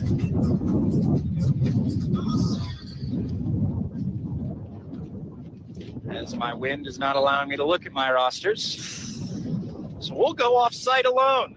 Hine in the backfield, brings Temple beside him. He's got 2 receivers either side. He quickly throws it on the outside to his receiver. He's trying to get a little bit of a movement. He doesn't quite. That is number 17. Let's see if I can find it quickly. 17 on offense, Jacob Zarek. He is a freshman, 165, out of Grand Blanc, Michigan. First down. First and 10, Hawks, 37-yard. As quickly, Hine is trying to move his guys, even with under 9 to go here. Game firmly in the control of the Chaparrals, 42-12. He's trying to get somebody to move in motion. He does. That's Muller, his running back slash big old tight end. He hands it to Temple. Temple, he's away from some people now. He's got some space to the outside. Stiff arm, gets the first down before he steps out of bounds, does Temple. And he's going to stay off the field as we're going to get Dale back on. Chaparrals advance the ball to the Hawks 25-yard line. First and 10. Eddie Walker letting you know where it is. Under 8 minutes to go now, as they are certainly taking their time. 40-second play clock, and they're still snapping into the 20s. They could wait even longer if they wanted. But Hine moves everybody, gives his first clap, gets the ball, hands it off to Dale, who's immediately wrapped up, but he's going forward as he has all day. Jamarian Dale, always going forward. The Hawks on the stop. Brings up second Copeland in there on that stop. Your kicker linebacker extraordinaire. They're still looking for the play over on the outside. Offensive coordinator gives it to Hine. Hine just spreading it as nobody's got, the wristbands on, not even Hine. So they just have calls for whatever their plays are that they can keep them away from the Hawks. Dale steps up. Turn, hands it to him right up the middle. Got a little more space than before. Oh, if he wasn't tripped up, he might have had enough head of steam to get past the secondary and been in the end zone. Touchdown saving tackle there, but there's another Hawk down. Yep. Brutally 1st and 10. Is that one? Officials time out on the field. That is going to be your captain there, Jacob Nunn. Nunn had that one real hard hit earlier today. He did, as he's trying to get pulled up quickly.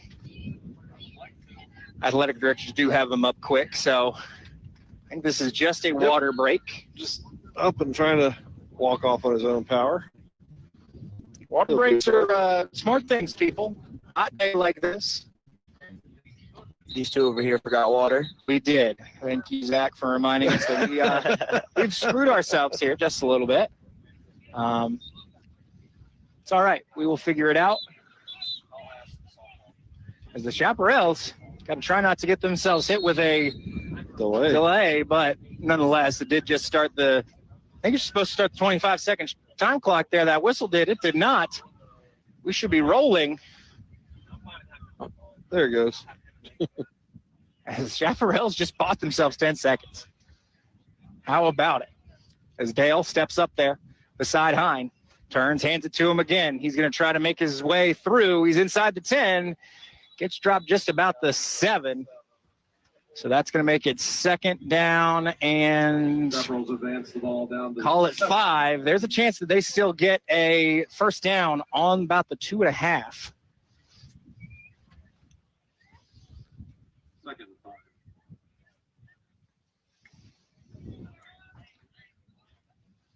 As Hine, he's got Jamarian Dale behind him, steps him up as he has.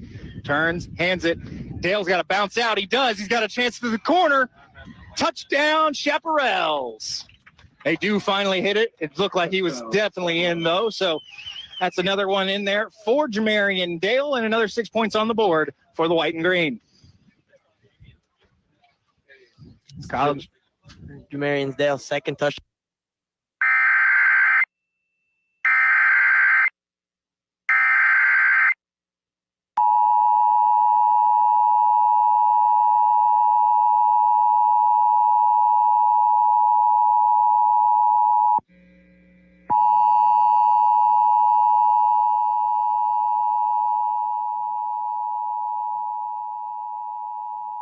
The National Weather Service in Charleston, West Virginia has issued a severe thunderstorm warning for East Central Washington County in southeastern Ohio, northeastern Pleasants County in northwestern West Virginia, Tyler County in northern West Virginia, until 4:45 p.m. Eastern Daylight Time.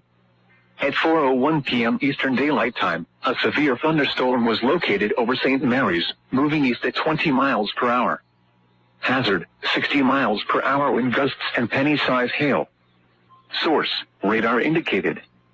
Impact, expects damage to roofs, siding, and trees. Locations impacted include St. Mary's, Middlebourne, Sistersville, Belmont, Newport, Matamoros, Friendly, Arvilla, Alma, Point Lookout, New Matamoros, and Wick.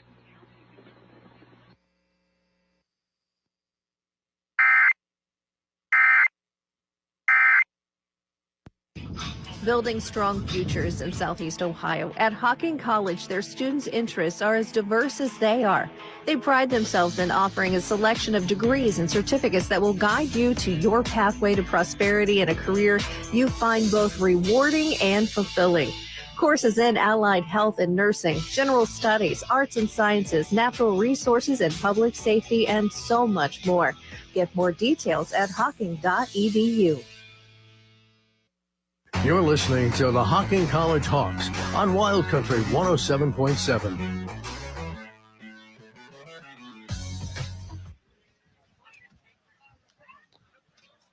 And the kickoff goes to number 36, Jalynn Carter there out of Cleveland Glenville. That's a state champ there that runs it off to the left side and can't quite get it up past the 30 before he gets body checked and brought down by the Chaparrals. As it is going to be Logan Cloyd jogging into this one now. Officially Issa Tachari looks like he's going to be done on the day. The West Carrollton product, 6'2", 203.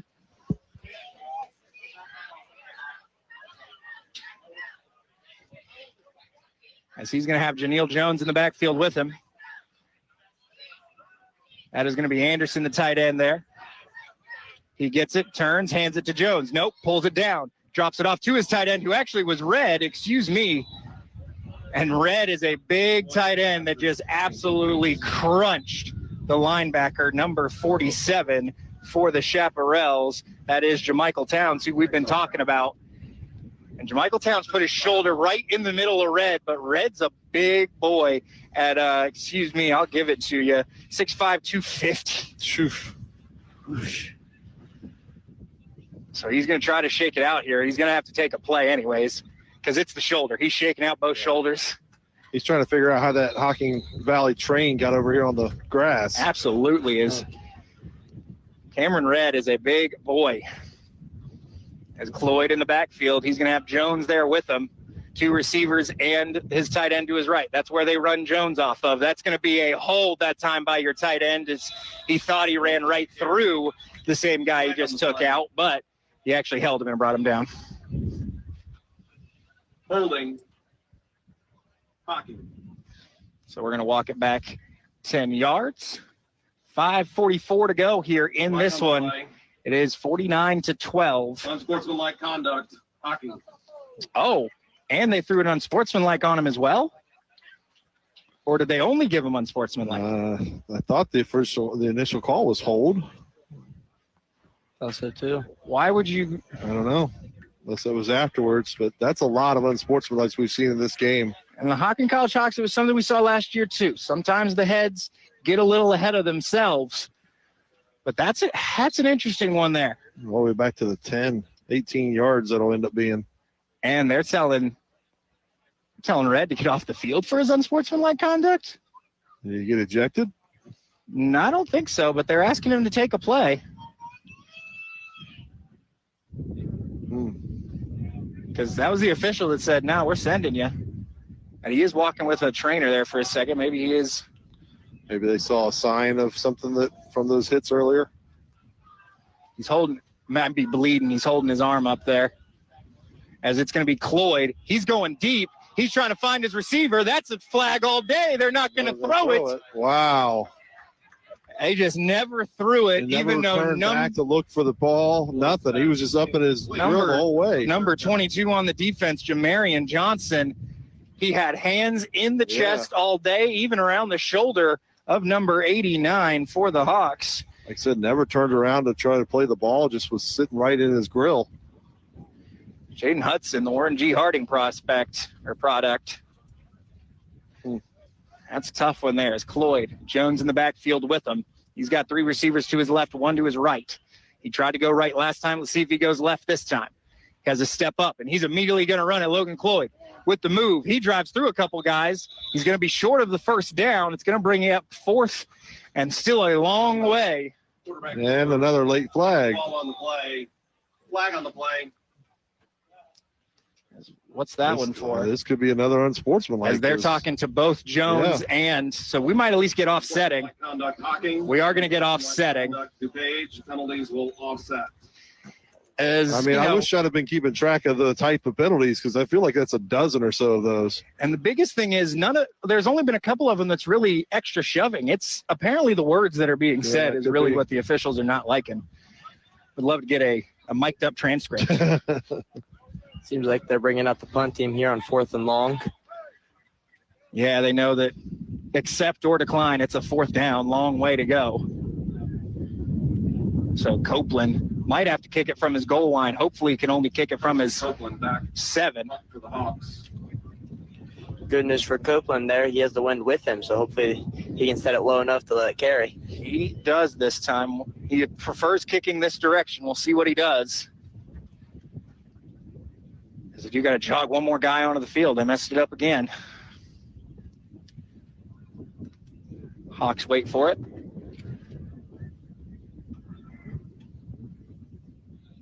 Copeland's got it. Puts that boot into it with the wind. Cervantes has got to back up, but he's got plenty of space to field it. He gets around the first couple guys.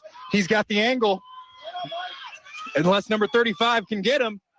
Oh, are they going to get a face mask there? I think 35 might have caught the edge of his face mask as they were turning the corner. That's Everett Brown. It says Cincinnati High School. And it sounds like it was a homeschool kid. Just says virtual. But not too bad there. Turned the corner, did Cervantes, and I thought they were going to be all right, but I think he did just catch the edge of the face mask there. As the wind picks up, we do have clouds coming in over behind us, but will we get through this one? 5 minutes on the clock. The keynote speech will be followed by dinner and dessert. Welcome the community to purchase tickets for this upcoming benefit dinner, which will support the construction of new athletic facilities on campus. What was the call? So that must have been against DuPage. Or a hold. Nelsonville, with dinner beginning at 6 p.m. So Tickets can be we were doing our best to let Coach Walker announce his things there as well and try to figure out what was going on. It had to have been against DuPage because they marched them all the way back. Right, must have been a hold against DuPage they didn't really let us be privy to, as Janke gets the ball and he's going to run it about 5 yards there right up the middle. 5-yard carry for the Chaparral. And official timeout because there is a down Hocking Hawk who doesn't seem to be want to move like he wants to move too much. We'll take a break here on Hocking College football on Wild Country 107.7. Who can you turn to when you need a general contractor? Choose someone with over 30 years of experience, is licensed and insured. Choose the professionals at J&K Contracting. They're a full-service commercial and residential contractor. From new builds to remodeling, J&K Contracting has you covered from the ground up. Excavating or concrete, roofing or siding, replacement windows or decks, kitchen and bathroom remodels. One call, they really do it all. Call J&K Contracting, 740-698-3521. That's J&K Contracting, 740-698-3521.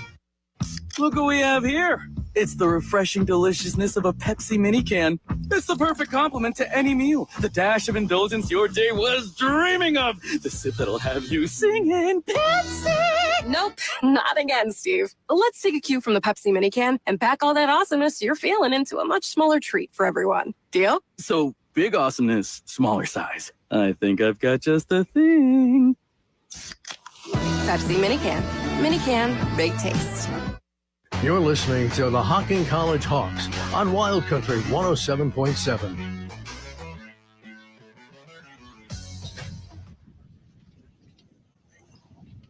Welcome back here to Nelsonville Hocking College football on Wild Country 107.7.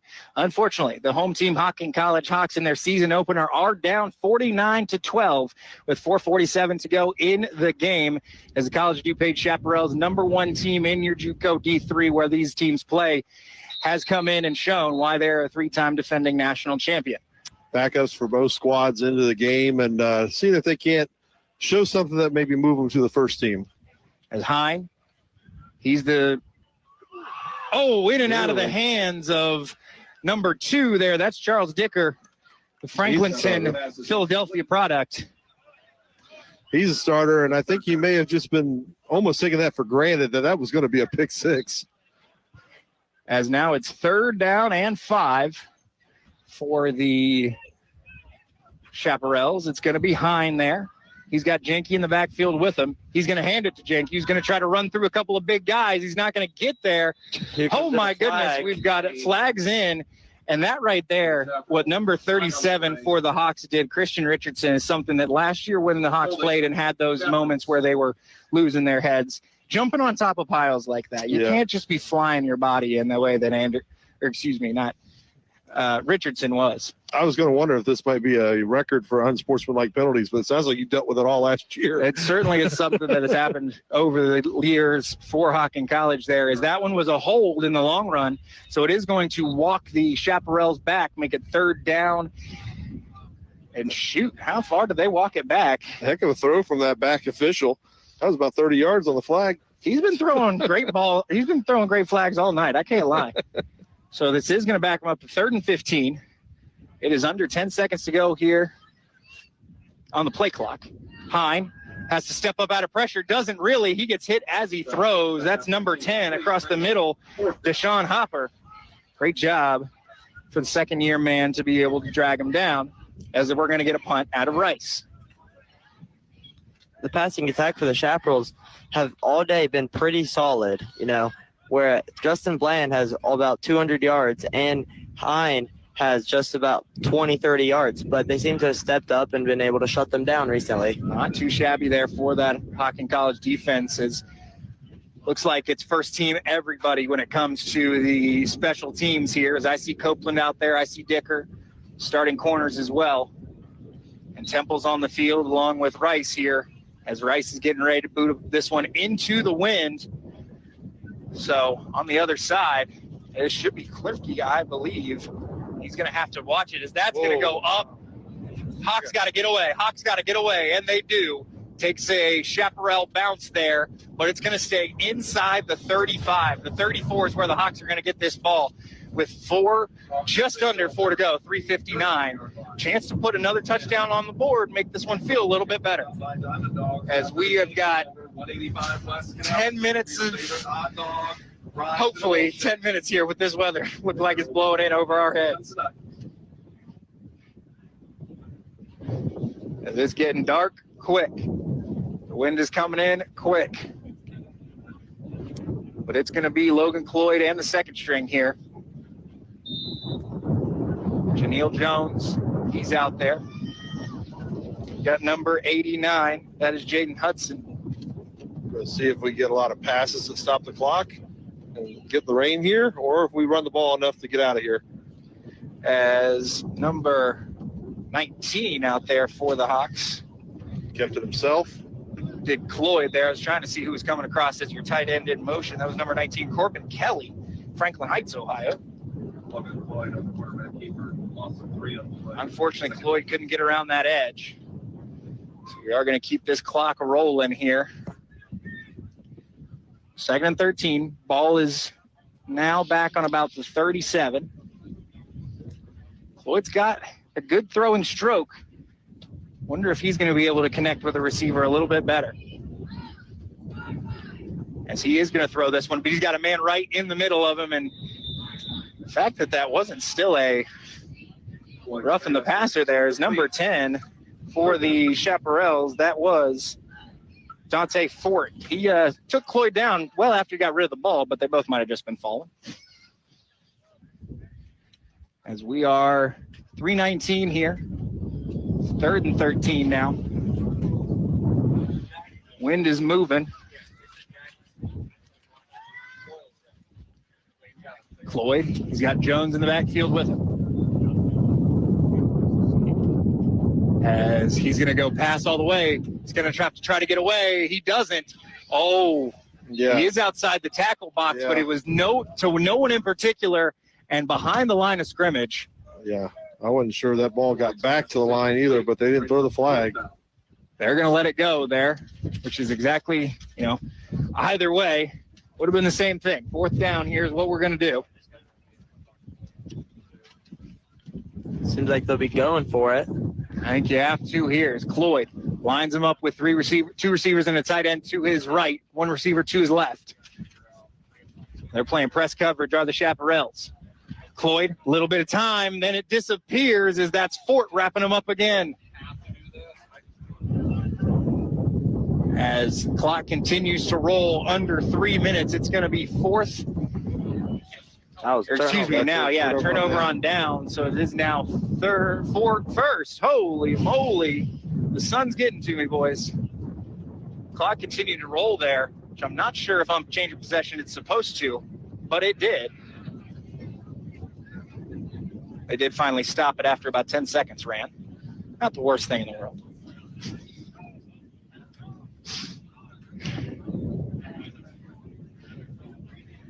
As it does still look like you've got some of your first stringers out there for the Hawks. At least you've got Dicker still out there. That's what it did kind of move or change the corners now at this point too. So it's going to be Hine in the backfield. He's turning to hand it to Cervantes, who gets about 6 yards there on the first carry. Ball's out, but they're going to say that he was down first, even though the Hawks are on it. Chaparrals run the ball. Ball clock still rolling here. If the Chaparrals do it right, they're going to be able to run this next play under 2 minutes. And then, yes, there are timeouts from Coach Moore, but a first down will do it at that point. We'll see. It's if Coach Moore doesn't take them, I should say. Turns, hands it to Cervantes. He's up the middle. He's got that first down. And he is across. Thing is, he's still got over 2 minutes to go, so it's going to be just a little bit harder to just knee it out at this point. We'll see, though. Depends on. And Coach Ron might not want to. Too early in the season, second-string guys in. Let him run it all the way. Hine turns. He's going to throw it this time. He's got his receiver on the outside. That's going to be an 8-yard gain to number 9. Let me see if I can find it here. Number 9 on the offense, Ian Poston. Second, 3. Sounds like you got a little bit of fan club that made the trip. Good for him. As I would wonder if he is from closer as Poston. He is the Granite City product, and I would assume that's Illinois, considering it is not mentioned on the roster. So now we are going to be, we could be at 1 minute when Hine runs it, but he's not even paying attention to the game clock. He's just running the offense. Just over a minute, he hands it to Cervantes, who's going to dance around a little bit, get the first down, and first down, going to be under a minute. That's going to do it. We're going to see what they run here as they jog in a big tight end and Dale. But I think, oh no, they're still going to run one, if not 2. Hine's trying to move Poston around. They want to run this all the way down. 36 on the clock as they flip it out to Poston the other way. And didn't get it that time, so it does stop the clock with 34 ticks left. 49-12. The College of DuPage Chaparrals lead over your Hocking Hawks here. And it is. I think it's just young season. Hine, like I said, only threw about 2 passes in that blowout win last week. So I think Coach is just trying to let his guy work it out a little bit.